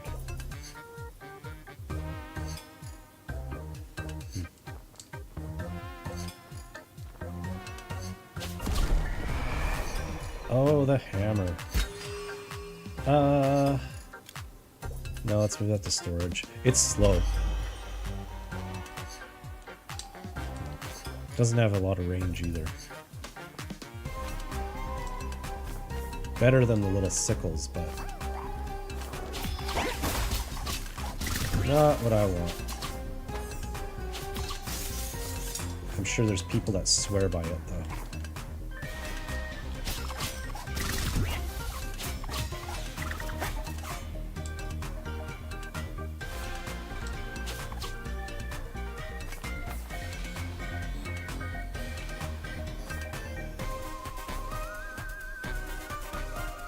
That's it. Control room. This is where I can upgrade stuff, right?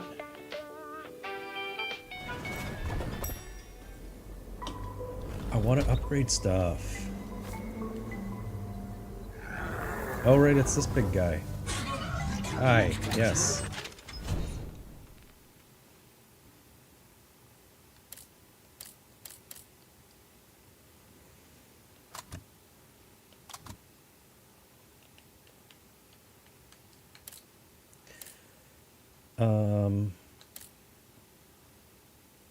Poison mist. I wouldn't mind upgrading this one. And the disc scythe, because that's kind of like my bread and butter of my attack here, right? So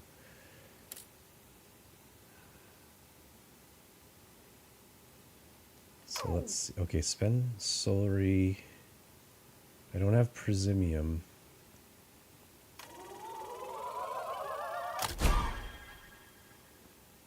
Okay. This one.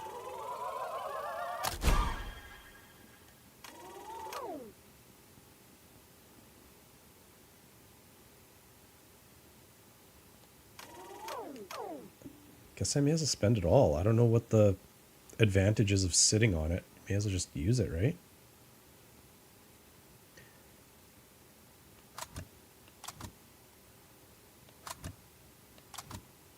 Transform.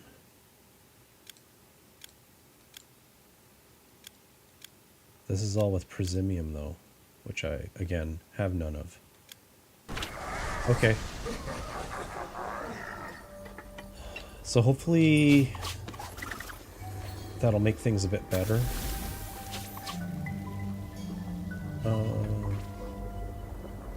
What do you have to say? Nothing. Okay. This is it. This is Waldo. This is only my second attempt at ever trying to beat this guy, so... I heard you have to stay behind him to get the most success. You gotta stay behind him, and you gotta use your dash attack through a lot of the different attacks that he's gonna try to throw at me, so... Let's see if I can put that into practice, though. It's easy to say it. There's definitely... This is gonna test coordination for sure.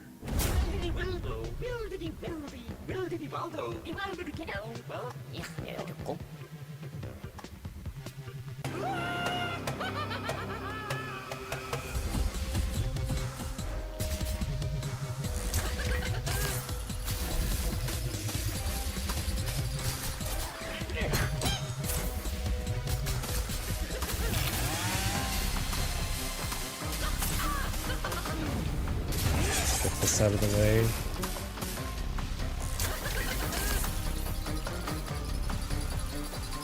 Nope. Ah! Oh no! That's how fast he got me! I have to do that all over again. I lost all my weaponry too.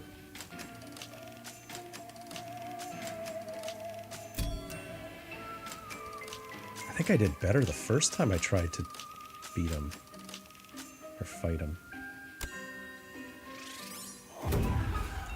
The shop might have an item on sale.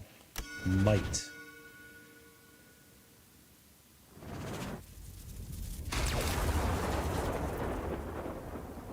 Welcome to the afterlife.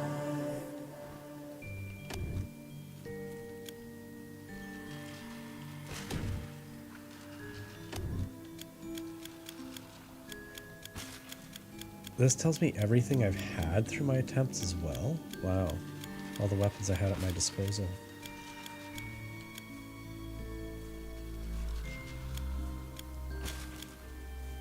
Huh.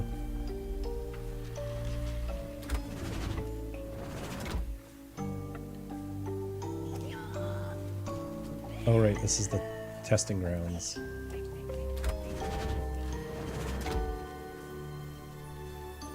Still don't know what this is.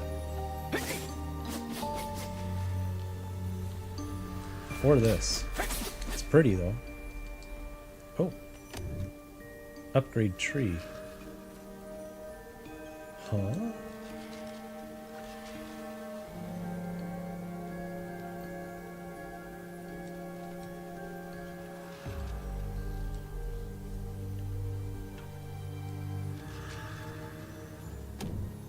Okay.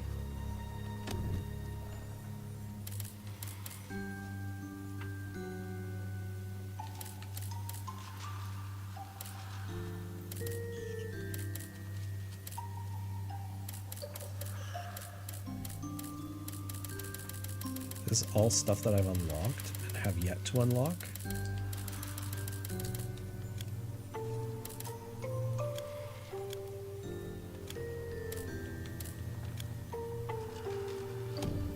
Okay, so it's just more stats.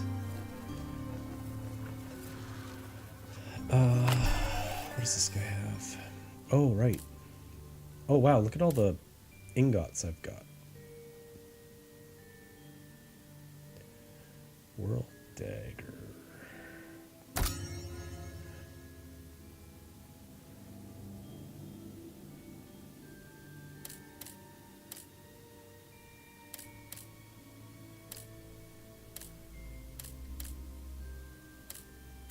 Again, I'm not quite certain what all this does.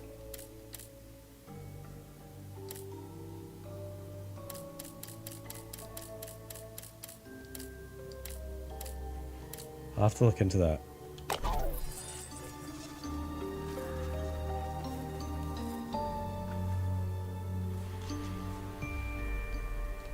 And this again tells me nothing.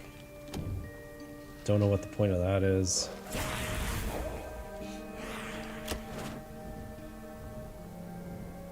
Kill 30 enemies in under 2 minutes.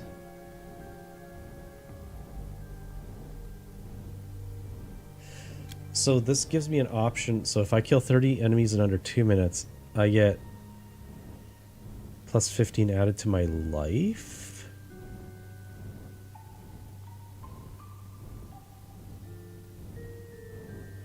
Well, and if I don't, I lose 20 damage. I'm gonna try it. I've tried it before. I failed it a few times. I think I've passed it at least once. What is this? Does this take me right to... Oh, it takes me back to Brat. Oh, I better not have to fight him again.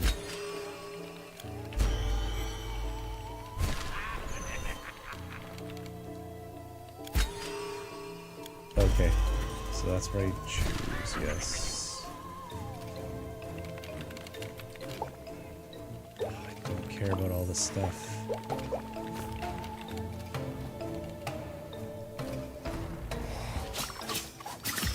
I have to fight Brad again? Are you serious? This game is even harder than I thought it was. Oh my god, I have to go through all these levels again, guys. I'm so sorry you have to watch all this again.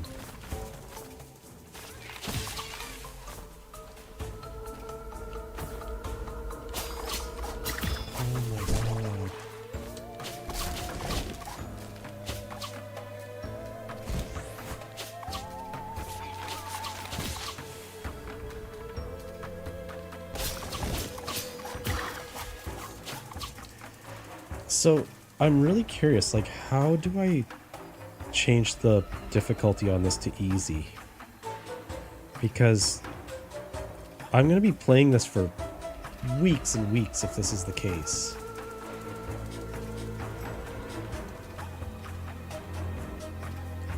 Give me a sec.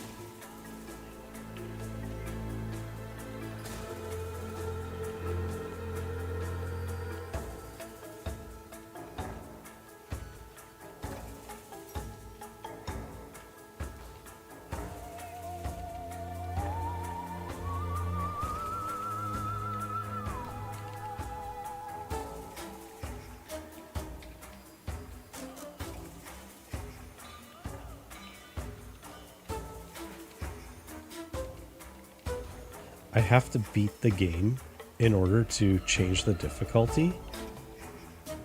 Wow.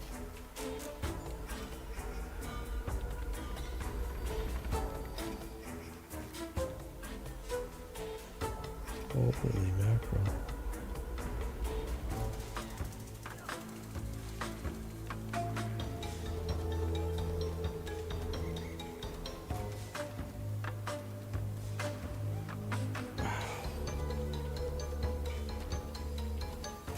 I may have gotten in way over my head with this game.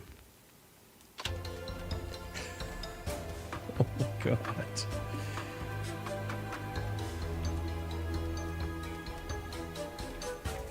Holy.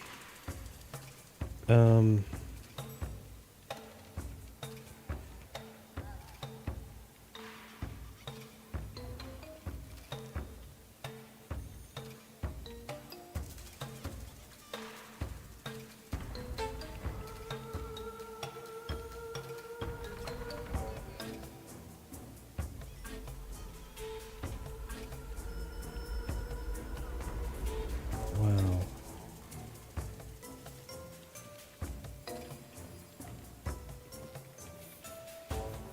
So you essentially have to do this game in like one solid run, from what I'm understanding here.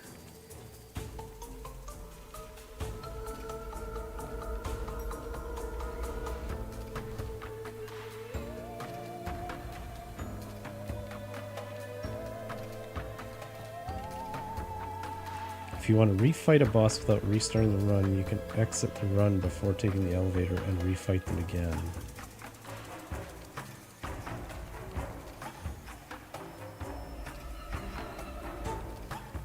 Holy mackerel, wow, this game is so much more difficult than I even gave it credit for. So I'm essentially playing the same part over and over again, which is forcing me to get better at the game.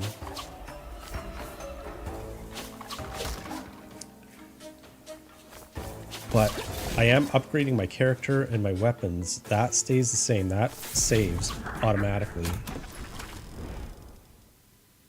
So it is it's grinding. This game is all about grinding then.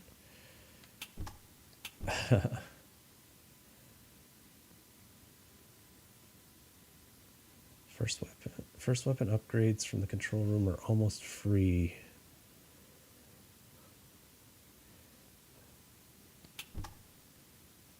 Okay, let's do that.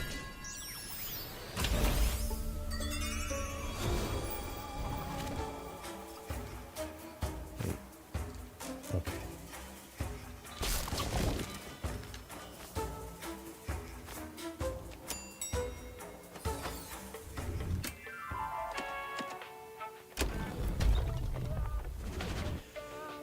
Okay, so it's just, yeah, rinse and repeat. We're just gonna keep going through. And you know what? We're just gonna enjoy the game as it is, and you know, if I get further in it, then great.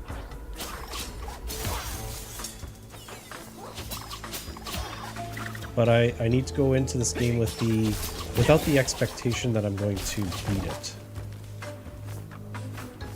Because honestly, that all my playthroughs I ever do of any game that I ever play is always with the expectation that, yes, I'm going to get to the end one way or another.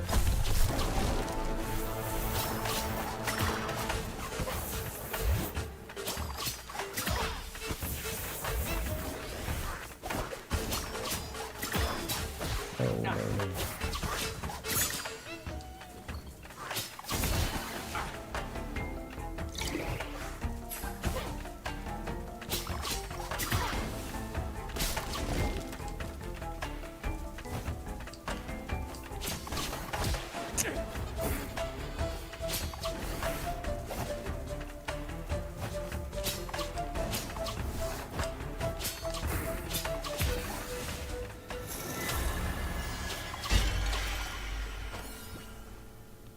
Ooh, the fireball was awesome.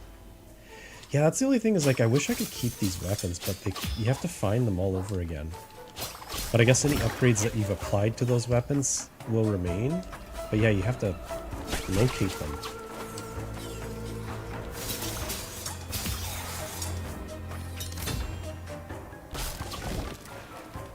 So essentially, I gotta, like, kind of rip through these levels quickly.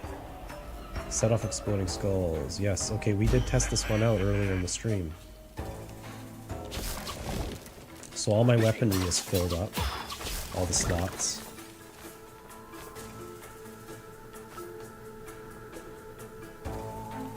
Okay.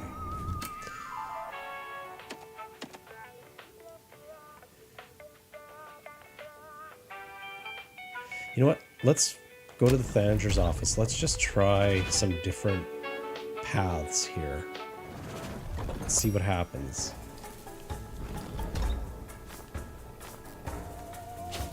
Maybe we'll get better upgrades. I'll probably lose a ton of hit points, but...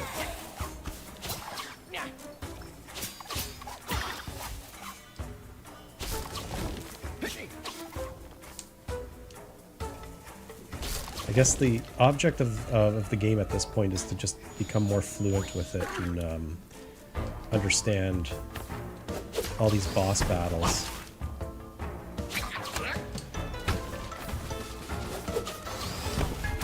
Shit, see, I knew that was going to happen.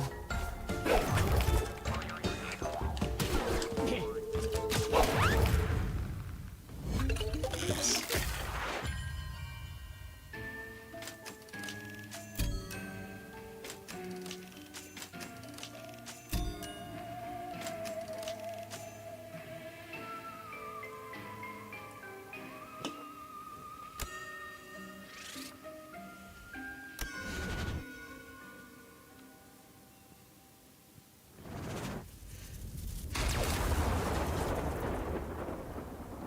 Welcome to the afterlife.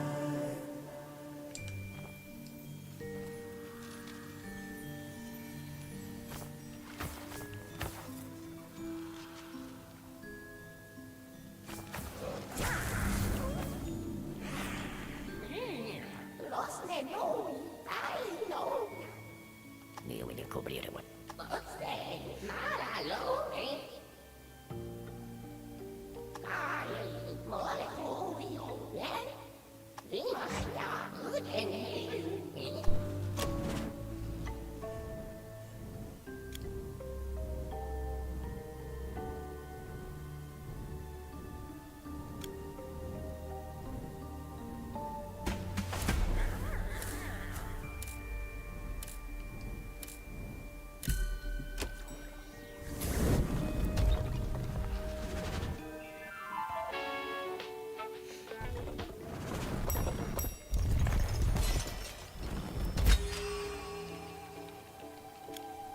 Ooh, let's go for this. Prioritize power over speed. I need the power. Give me the power.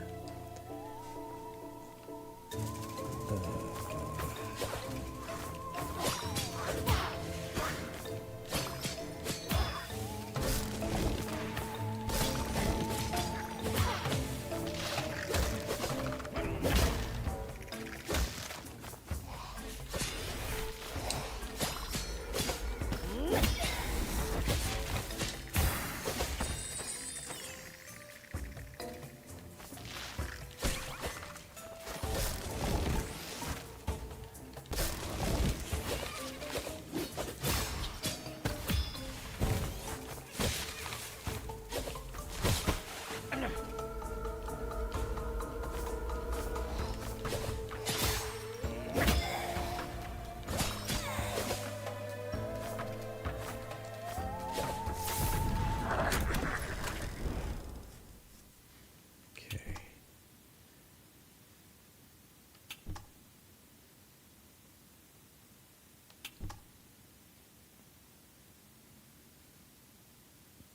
Triggers an effect upon killing an enemy. Let's try it. Deadly butterflies. Doesn't sound like those two words should go together, but hey.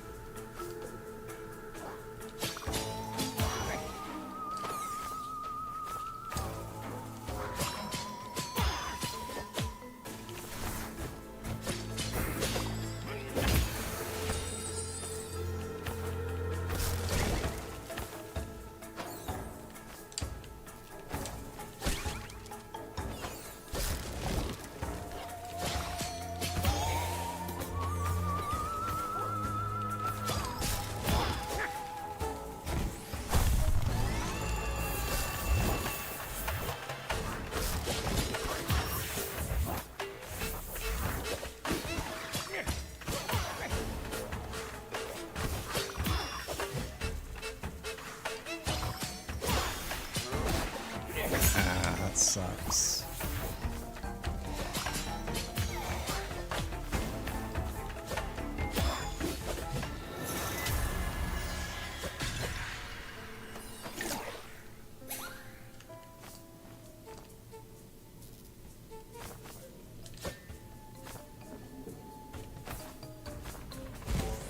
Am I going backwards? What the hell's going on here? I have been known to do that on occasion. There we go.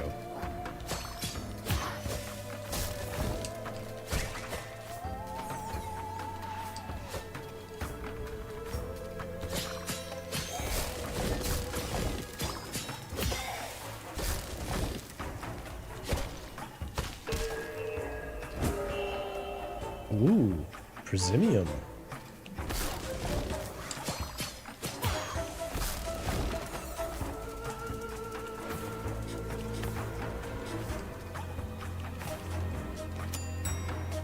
Cool, okay.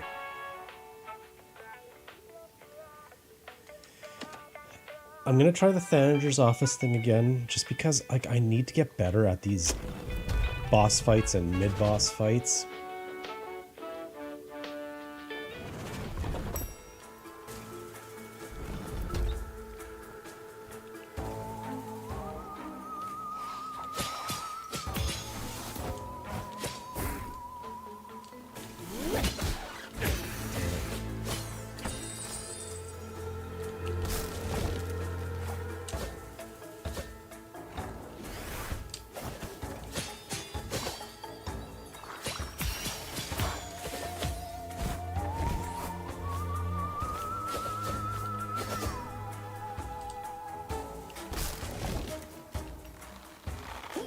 Okay, I've taken this guy on before.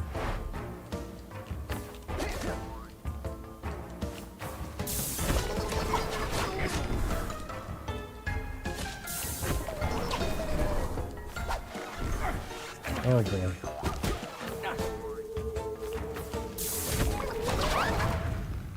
Just like that. I can't get over how difficult this game is.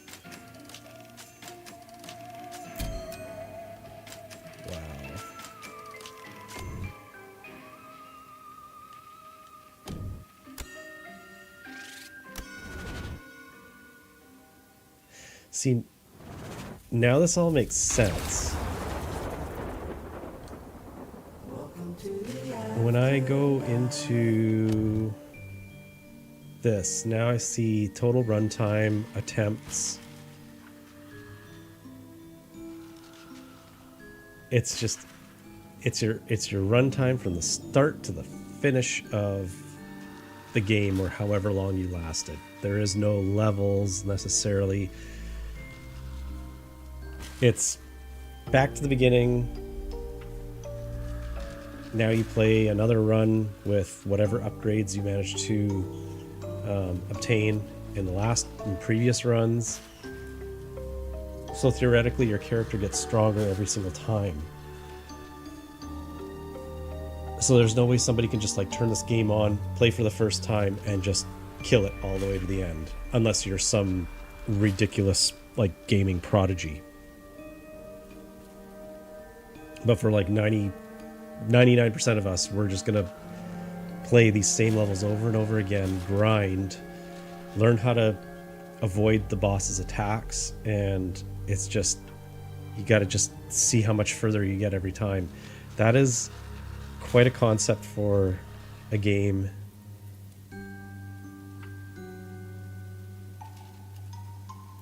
Like, there's a term that they keep throwing around whenever I do research on this game that, like, I'll admit, full disclosure, I have no idea. I've never heard of it before because I'm not a modern gamer at heart, but I'm trying to embrace modern gaming as well because some of these look really, really fun.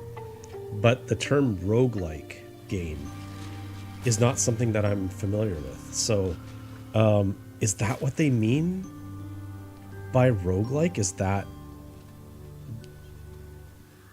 the structure of the game? It's not like, you know, usually when you think of like games, it's like, okay, well, RPG, I guess that is a classification of the type of gameplay that you're going to be to expect when you're playing the game. So when they classify this as like a roguelike game, I need to, here, you know what?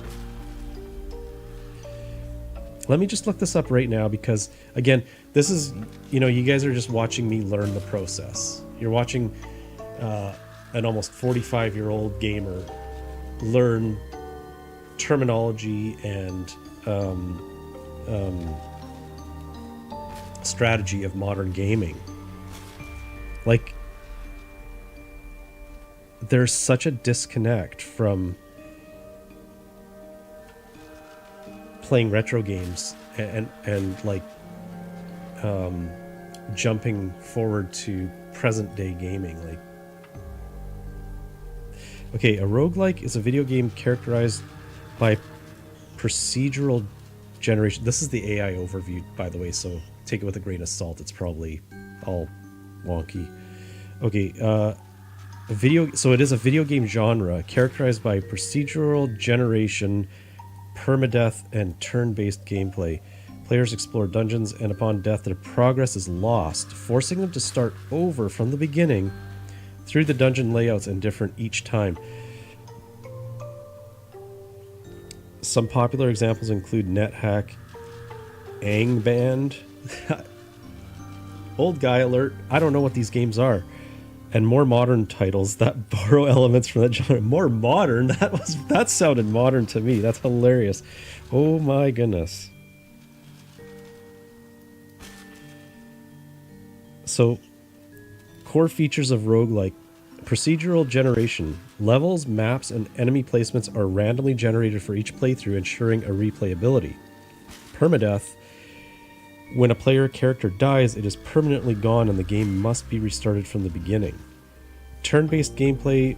The game progresses in turns, giving players time to think and plan their next move rather than reacting in real time. Grid-based movement.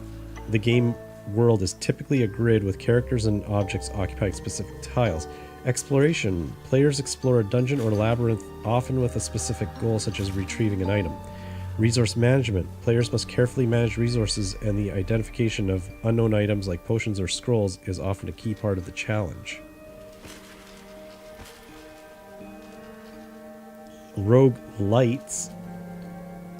Many modern games are called roguelites, a related but distinct subgenre. These often feature procedural generation and permadeath, but may include some persistent progression or change other core mechanics, such as being real-time instead of turn-based. Roguelike genre blending. Roguelike elements are frequently blended with other genres, such as twin-stick shooters or deck-building games. Wow. This is a moment of enlightenment for me right now, because like I said, I saw this term thrown around a little bit in my research of this game. I had no idea what it meant. I just was like, oh, it sounds Dungeons and Dragons-y, and just like, okay, sure, so it's dark and spooky, rogue-like. Wow, so that's actually a genre of gaming. See, like, I'm not a gaming pro. I don't know everything there is to know about games, video games. And especially with modern games, especially when they evolve like this, like somewhere, and you know what, and if you guys are younger than me, you're going to go through this too at some point in your life. You're going to find that cutoff where you stop listening to like modern music and you stop embracing modern technology to a degree. Like, obviously you have to still embrace modern technology to keep up with just doing things, you know, doing day-to-day activities in life. Like, you know what I mean? Like, you know, most people do their banking online. You know, you don't, I would hope most of you guys don't go to like a tax office to get your taxes done when you could do it at home, all on the computer. Like, everything is all, you know, submission, everything is through computer, you know, all digital, right? So like, it's why like brick and mortar stores are, you know, disappearing all the time. So you're going to reach a point in your life, and it's honestly, I would say it's usually, it can be anywhere from like your early 30s to, well, I can only speak for myself, to my age, where I'm turning 45 in a couple of weeks. So somewhere in there, you're going to start to like disconnect from the modern technology that keeps coming. You know, like when you're a kid, you're always like, you're on top of everything with like all the modern gadgets. And that's why parents don't understand why kids always want the modern stuff, because to them, they've disconnected from that a long time ago.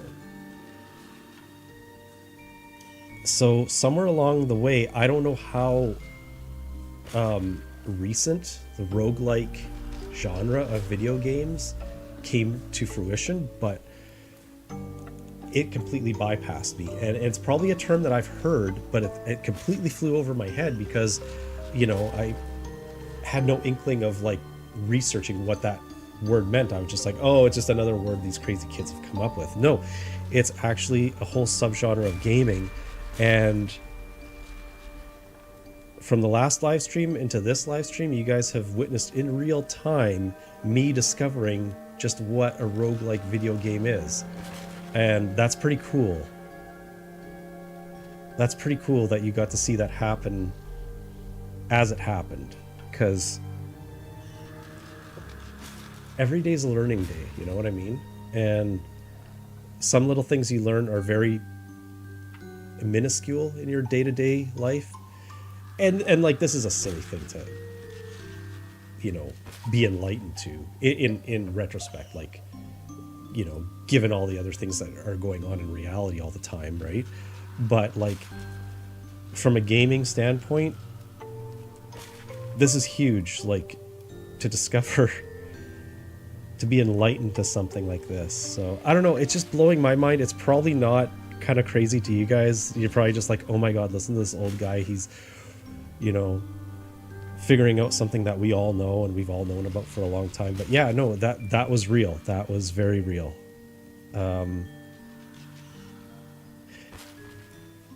Given now that I know this game,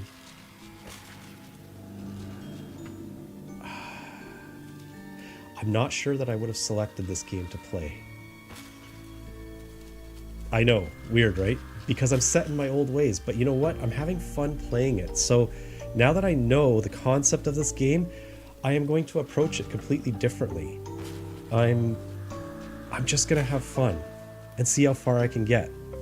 But it does suck having to replay the same stuff over and over again. It very much has a retro element to it in that regard. But even retro games don't punish you this hard. You know what I mean? Holy shit. My mind is just blown right now, so.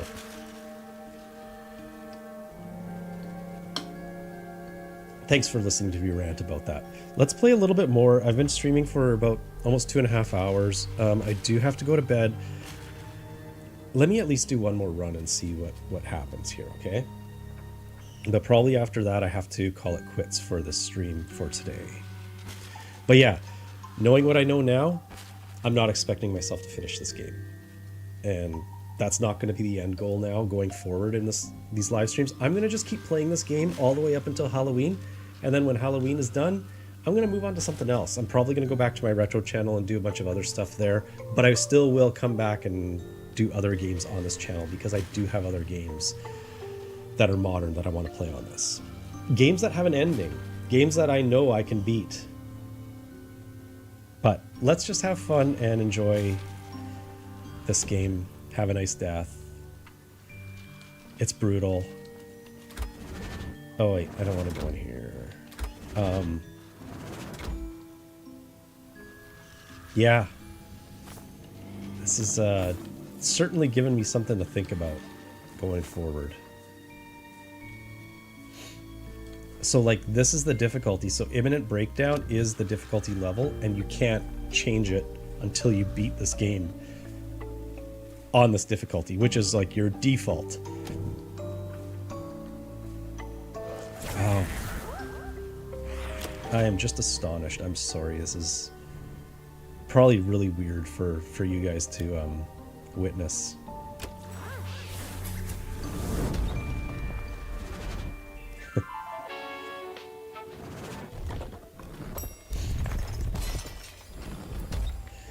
So if I'm strong enough, if I have my character leveled up enough and I want to attempt it, it sounds like I can go right to Brad, the first boss, beat him, and then I can start at the next level, which gets me towards Waldo. But I can't beat Brad with just the Scythe, the default Scythe. Oh man, so why do they only give me these two choices?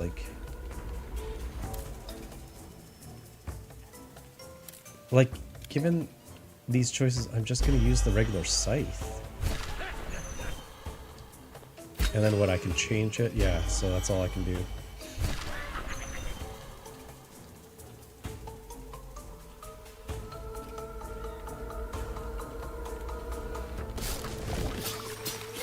Alright, so yeah, let's just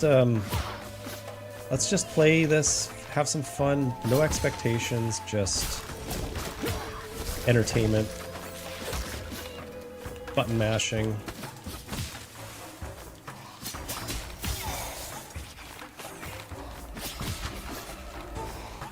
Just learning to get better at the game as well. Learning my coordination, my attacks.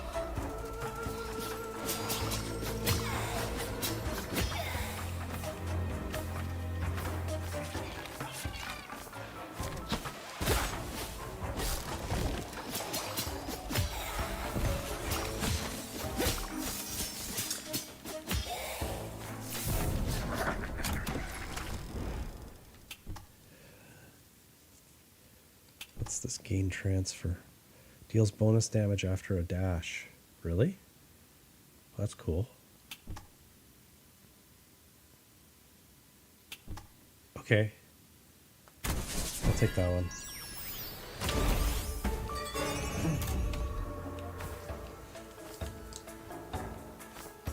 So the other thing I've noticed is as I'm playing through this, I've noticed the absence of secret rooms. Like, it's like they don't respawn. Like, you have one chance to get into them, and then if you miss it, too bad. Okay. Let's go to this one.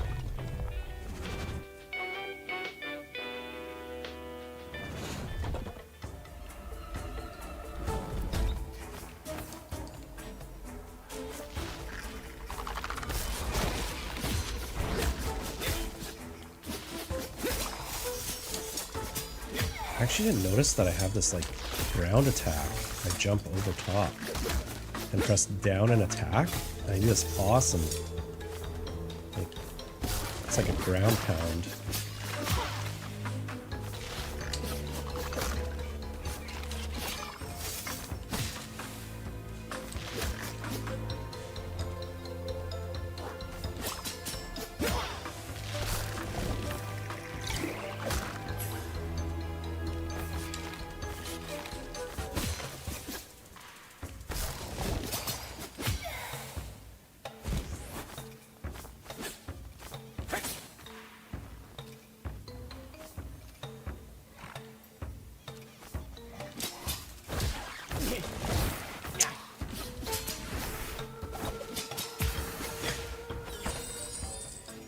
Okay, so those flaming head guys, I gotta kind of like attack and then run through them.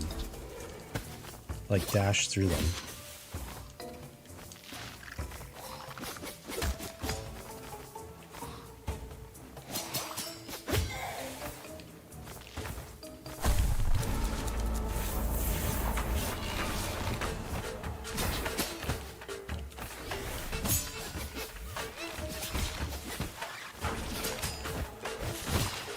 Okay, I see.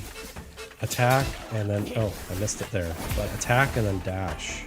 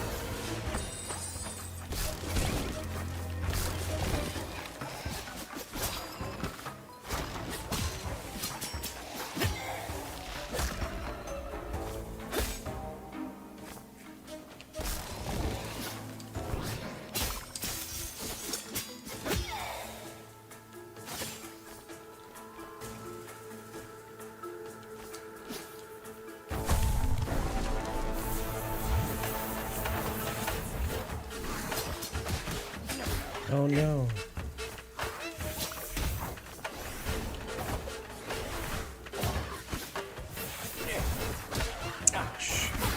Too much chaos going on here.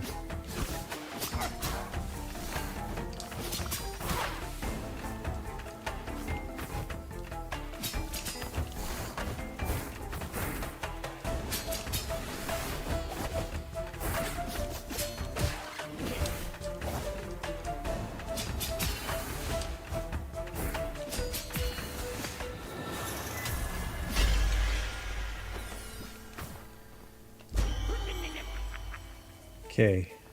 Oh, those are the daggers I just got. Okay.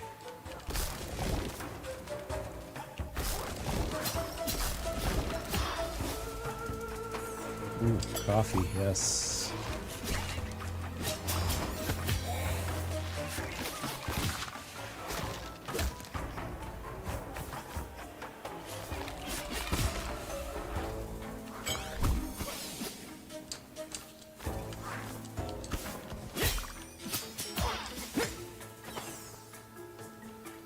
Fills up missing HP with injuries. I can't remember what this does, so...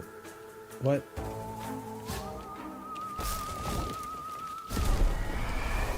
Okay, the hammer.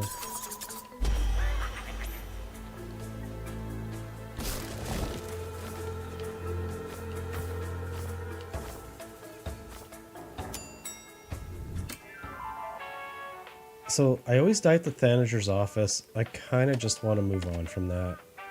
Let's go to the Prosimium deposit because that seems to be a very, very rare element to get in this game.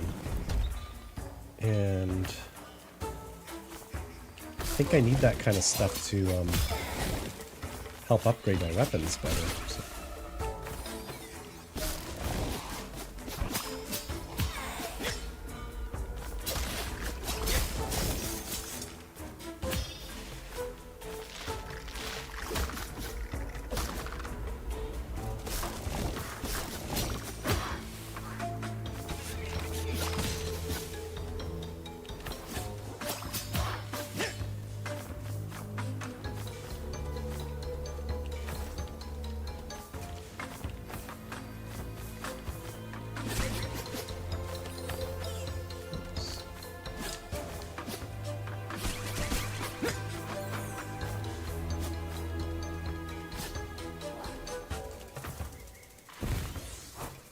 Oopsies.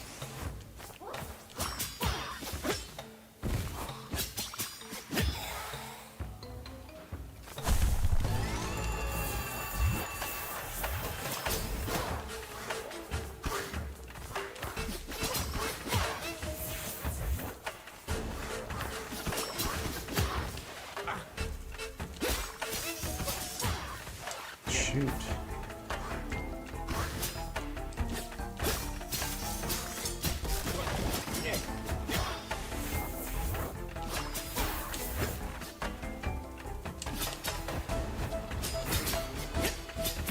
Yes, I feel like I've really nailed the strategy on getting those firehead guys.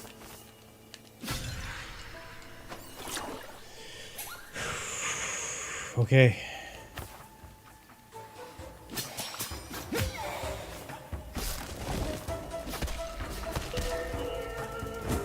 There's my Prosimium reward.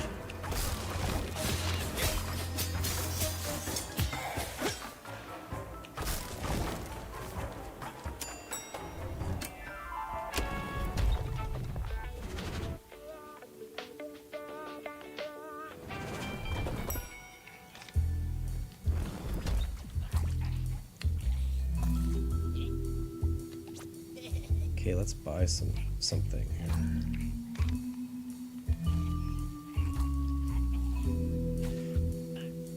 Hit the ground and project stones all around yourself.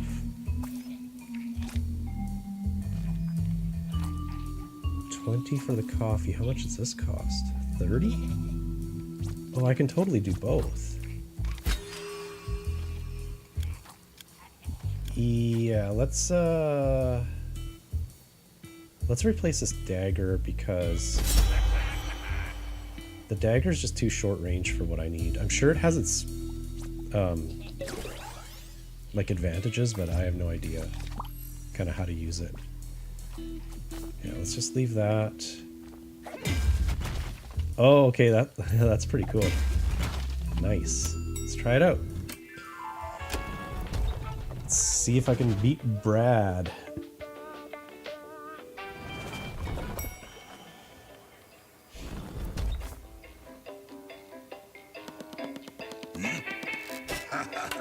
Let's start up with the frenzy.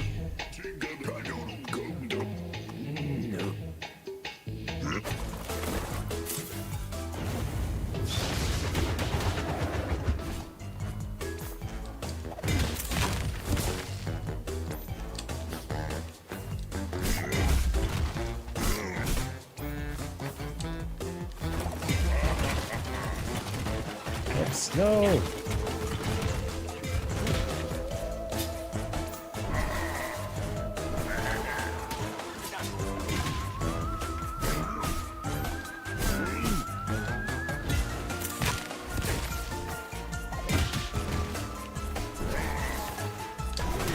Ah.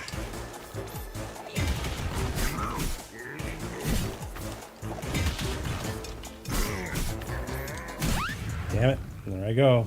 All right.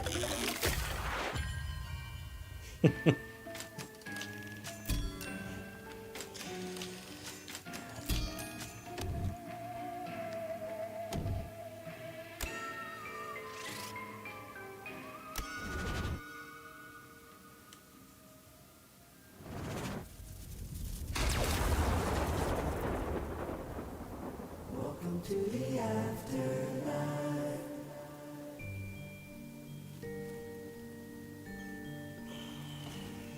Okay.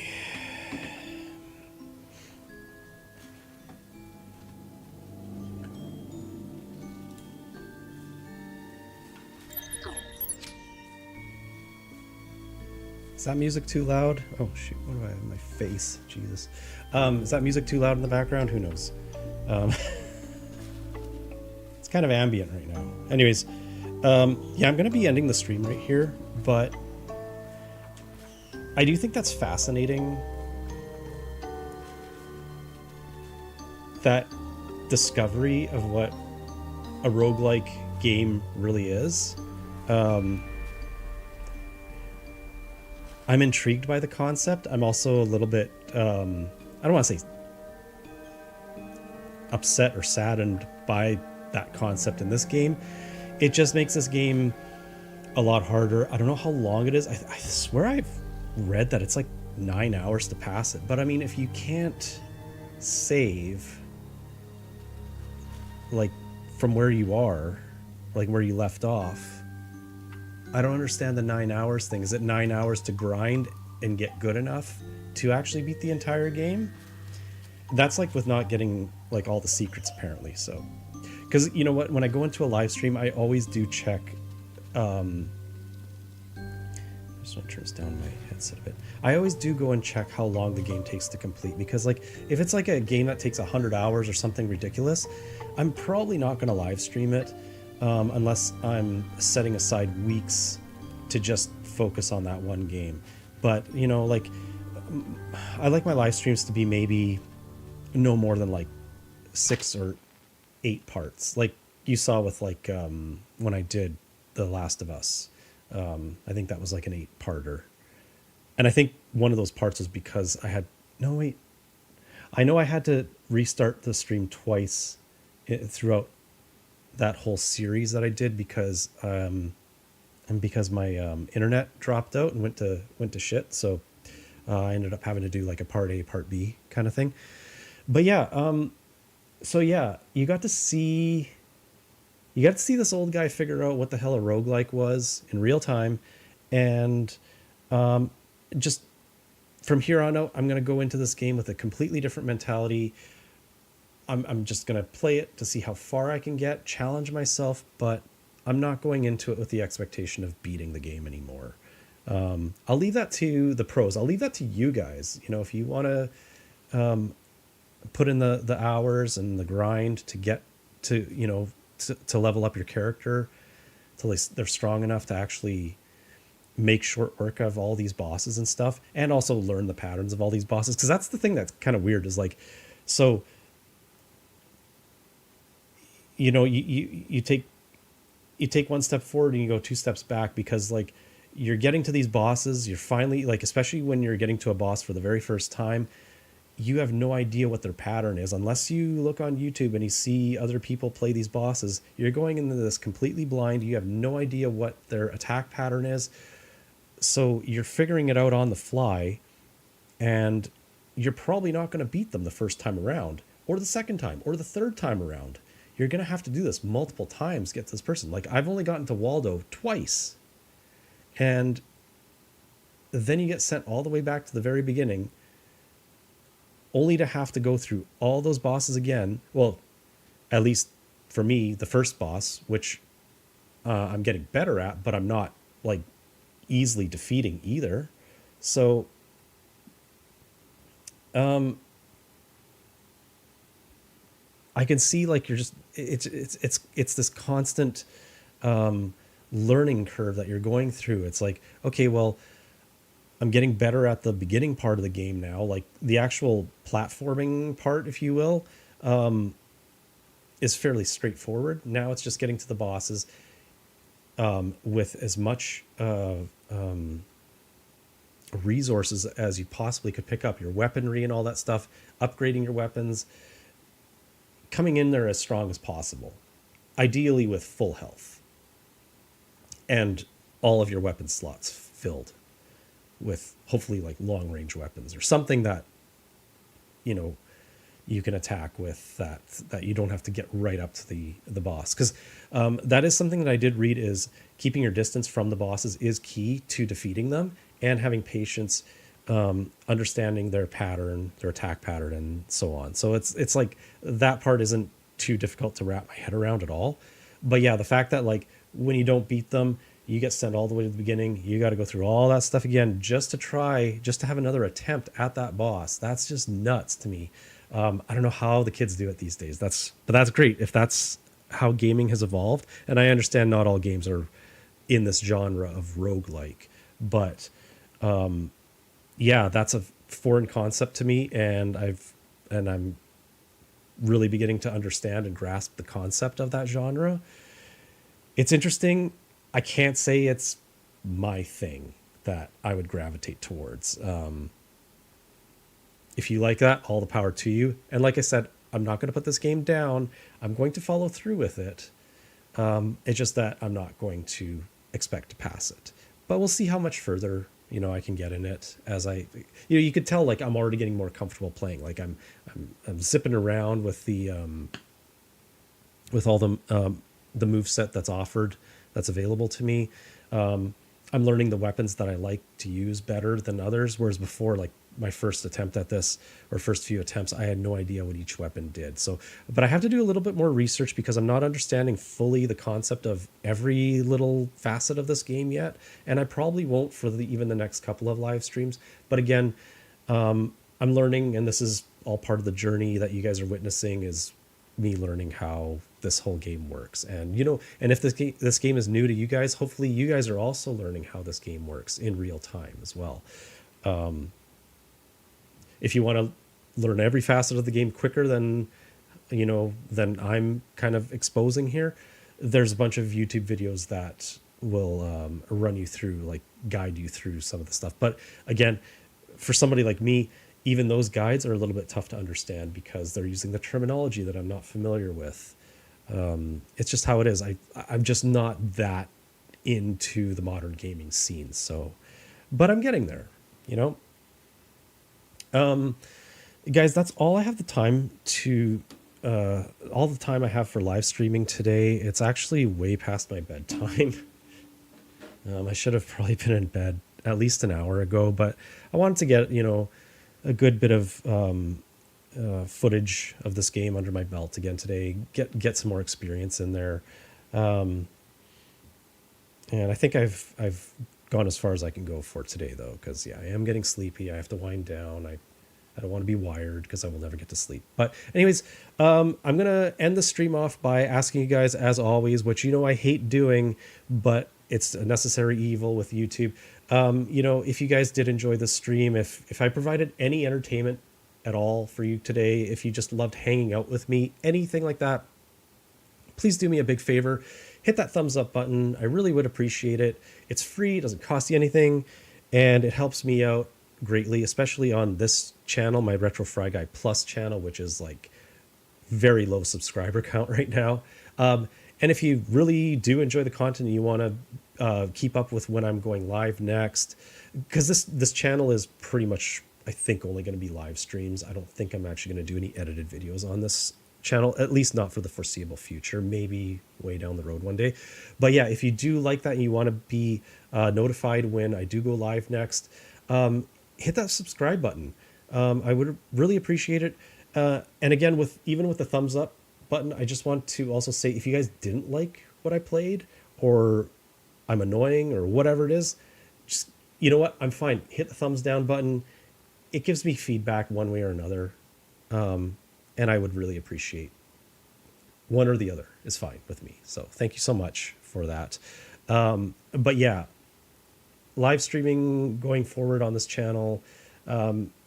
Maybe one day I'll do videos. I'm not like edited videos. I'm not sure, but most of that stuff is on my Retro Fry Guy channel, my original channel, which you can find a link to in on my homepage, my YouTube homepage for this channel. So go check it out if you haven't already. Like I said, that's where I concentrate most of my effort. I am a retro gamer at heart, and I don't come across as inept in gaming on that channel. So, but there is a lot of stuff that I learn on that channel as well, because even though I have all these games behind me and down below here and like all these consoles and everything scattered throughout my office, I still have a lot of games that I've never played retro wise. So yeah, definitely go check that out. Subscribe there as well. You know, I really appreciate it. That channel is starting to pick up some momentum, so it's kind of exciting because I've been at it for like about a year and a half now. So it is exciting. But yeah, that's all I've got for today. Kind of crazy with the whole epiphany of the roguelike thing today. So I'm sorry that I seem kind of like mind blown, but it's just, that's what happened. It happened live here on this live stream right now. So thank you very much for joining me, everybody. I really appreciate it. I hope you have a wonderful rest of your day. While you guys are all awake, I'm going to be sleeping. I got to get up for a graveyard shift later on tonight. And I'll schedule my next live stream for, I think, a couple days from now. What is today? Saturday. Today's Saturday. I think Monday morning. So yeah, give me a couple days. I'll be back. I'll play a little bit more of this. I'll try to do some research on it. See if I can understand even more of the game itself. So maybe it'll help me get further in it. But thank you. Thank you, as always, for joining me. I hope you guys enjoy the rest of your day, and I'll catch you guys in the next live stream. Take care.